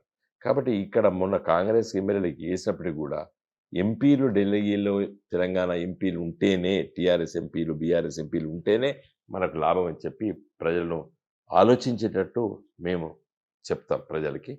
మా క్యాడర్ కూడా మన ఎంపీలు గెలిస్తేనే రేపు మన పనులు అవుతాయి అని చెప్పి మా క్యాడర్ కూడా మేము ఉత్సాహపరుస్తాం.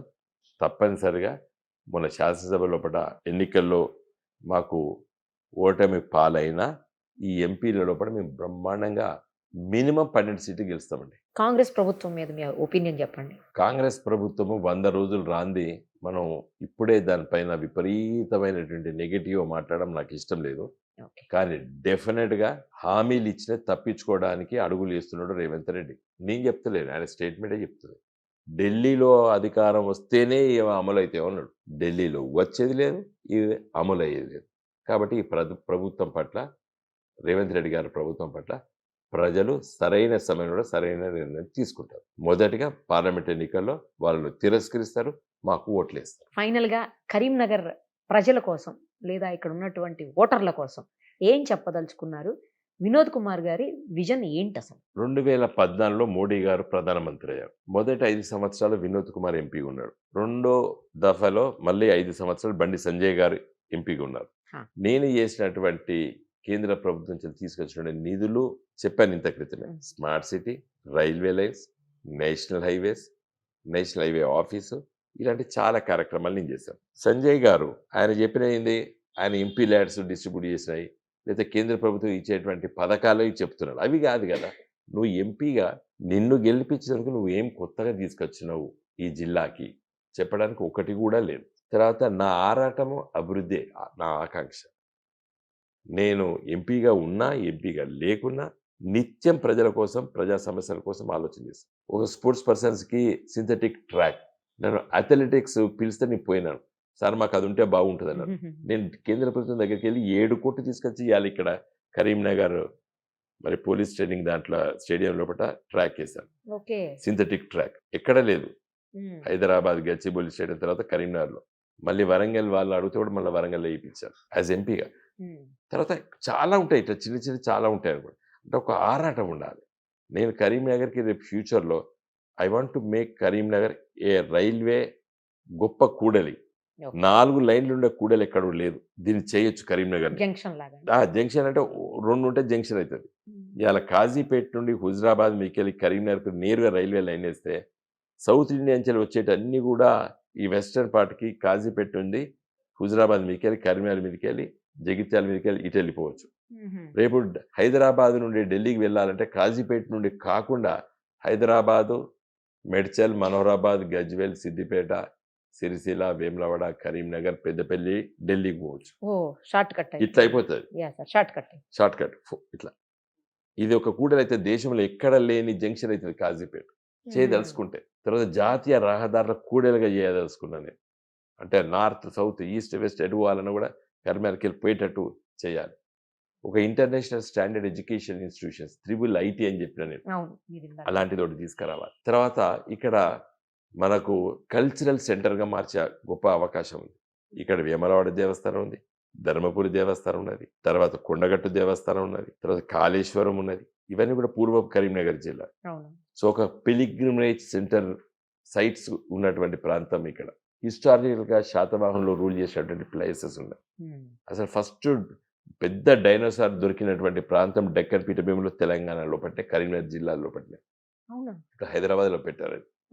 సో దీన్ని మనము రేపటి జనరేషన్ కోసం మంచి గట్టి పునాది వేయచ్చు. ఈ కరీంనగర్ సెంటర్లో ఒక హిస్టారికల్ సిటీగా దీని పేరు ప్రతిష్ట తీసుకురావచ్చు. టూరిజంలో పెద్ద గొప్పగా ఇక్కడ అవకాశాలు ఉన్నాయి. మానేర్ రివర్ ఫ్రంట్తో చూసినట్టయితే హైదరాబాద్ నుంచి ఏదైనా వెళ్ళాలంటే అడవి ప్రాంతానికి ఆసిఫాబాద్, ఆదిలాబాద్ వెళ్ళాలన్నా ఇది ఒక సెంటర్గా పోవచ్చు.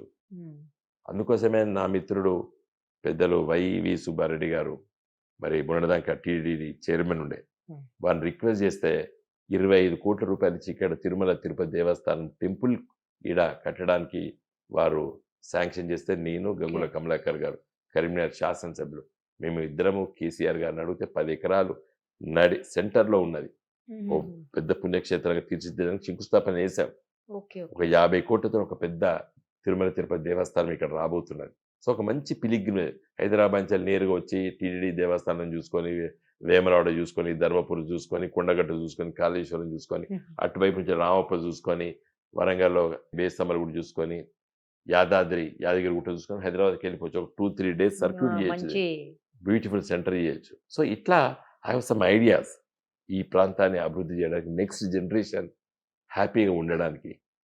తర్వాత ఇరిగేషన్ అయితే సక్సెస్ స్టోరీ మాకు. కరీంనగర్ ఒక వాటర్ జంక్షన్, ఇలా mid Maneru, lower Maneru dam, తర్వాత ఇక్కడ ఉన్నటువంటి చాలా రిజర్వాయర్స్. కాబట్టి ఇరిగేషన్లో చాలా బ్రహ్మాండంగా ముందుకెళ్తున్నది. ఫ్యూచర్లో ఫుడ్ ప్రాసెసింగ్ ఇండస్ట్రీస్ తీసుకురావాలి ఇక్కడ. ఒక వడ్లు ప్యాడీ ప్రొడక్షన్ అయితే కేవలం బియ్యమే కాదు, దాని నుండి మనకి పాత రోజుల అటుకులు ఉండేది, పేలాలు, పువ్వులు. సో సంథింగ్ న్యూ చేయడానికి చాలా గొప్ప అవకాశాలు ఉన్నాయి. సో భారతదేశంలో ఇవాళ paddy production highest production district Karimnagar జిల్లా ఈల్డింగ్లో. తర్వాత ఇక్కడ మొక్కజొన్న బాగా పండుతుంది, మేజ్, కార్న్. కాబట్టి వాటిని ఎట్లా డెవలప్ చేయాలి. తర్వాత ఇంటర్నేషనల్ సీడ్ కంపెనీస్తో ఇదివరకు నేను డిస్కస్ చేశాను. మోన్సాంటో, బేయర్ కంపెనీ లాంటి వాళ్ళు కూడా ఇక్కడ మేము పెడతామని చెప్పారు. సో సంథింగ్ మనం ఇప్పుడు నిత్యము ఆరాటం ఉండాలి. 140 కోట్ల జనాభా ఉన్న దేశాన్ని ఏ విధంగా ముందుకు తీసుకెళ్లాలని చెప్పి ఆలోచన చేయడంలో పార్లమెంట్లో నా పాత్ర కూడా నేను నిర్వహిస్తాను. నాట్ ఓన్లీ కరీంనగర్ ప్రజలకే కాకుండా నేను డెఫినెట్గా నేను పార్లమెంట్ సభ్యుడు అయితే ఈ ఐపీసీ మీరు ప్రస్తావించిన ఇండియన్ ఎవిడెన్స్ యాక్ట్ మీద నేను డెఫినెట్గా పార్టిసిపేట్ చేద్దాం. నువ్వు హిందీలో పేరు ఉంటే ఉండని, తప్పనిసరిగా దానికి ఒక ఇంగ్లీష్ పదజాలం ఉండకపోతే అది పలకడం చాలా కష్టం. సౌత్ ఇండియన్ స్టేట్స్గా చెప్పి నేను మాట్లాడదును, గట్టిగా పట్టుబడదును. కాబట్టి ఒక పార్లమెంటేరియన్ ఒక నియోజకవర్గ సభ్యుడిగా ఆ నియోజకవర్గ అభివృద్ధితో పాటు దేశ సమస్యలపైన మాట్లాడాలి. నేను ఉన్నప్పుడు కాశ్మీర్ ఇష్యూ ఇచ్చినప్పుడు చిదంబరం గారితో హోమ్ మినిస్టర్ ఉన్నప్పుడు కాశ్మీర్ వెళ్ళి పర్యటించాం. మేము 1 వీక్ కాశ్మీర్లో ఉన్నాం. 50 రోజులు కర్ఫ్యూ పీరియడ్ అప్పుడు అన్ని కమిటీస్తో పోయినా నేను, కేసీఆర్ గారు పంపిస్తే మా పార్టీ తరఫున. ముంబాయి దాడులు జరిగినాయి కదండి అప్పుడు, తాజ్ హోటల్ పైన జరిగినటువంటి సంఘటన అప్పుడు ప్రధానమంత్రి మన్మోహన్ సింగ్ గారి ఇంట్లో దాదాపు ఆ కసాబ్ ఇష్యూ అప్పుడు 18 hours కూర్చున్నాం కంటిన్యూస్గా. ప్రైమ్ మినిస్టర్ ఇంట్లో మేము ఆల్ పార్టీ మీటింగ్ జరిగింది. ఆడ కసాబు ఫైరింగ్ చేస్తూనే ఉన్నాడు, ప్రైమ్ మినిస్టర్ ఇంట్లో కూర్చున్నాం మేము. మా పార్టీ తరఫున కేసీఆర్ గారు నన్ను పంపారు. ఆ రోజు సోనియా గాంధీ గారు, అన్ని పార్టీల వాళ్ళు, మన ఎల్కే అద్వానీ గారు, అరుణ్ జైట్లీ గారు, సుష్మా స్వరాజ్ గారు బీజేపీ నుండి, లాలూ ప్రసాద్ గారు, శరద్ పవార్ గారు, డి రాజా గారు, సీతారాం యేచూరి గారు, మేమందరం మా పార్టీ తరఫున నేను వెళ్ళాను. అంటే ఒక పార్లమెంటేరియన్గా దేశం కోసం, అదేవిధంగా రాష్ట్రం కోసం, తన నియోజకవర్గం కోసం మూడిటిపైన పనిచేయాలి. కాబట్టి నా వంతు కర్తవ్యాన్ని నేను నిర్వహించినాను. మళ్ళీ కరీంనగర్ ప్రజలు గర్వపడే విధంగా నేను పనిచేస్తాను. Right sir, thank you. All the very best sir. Thank you so much.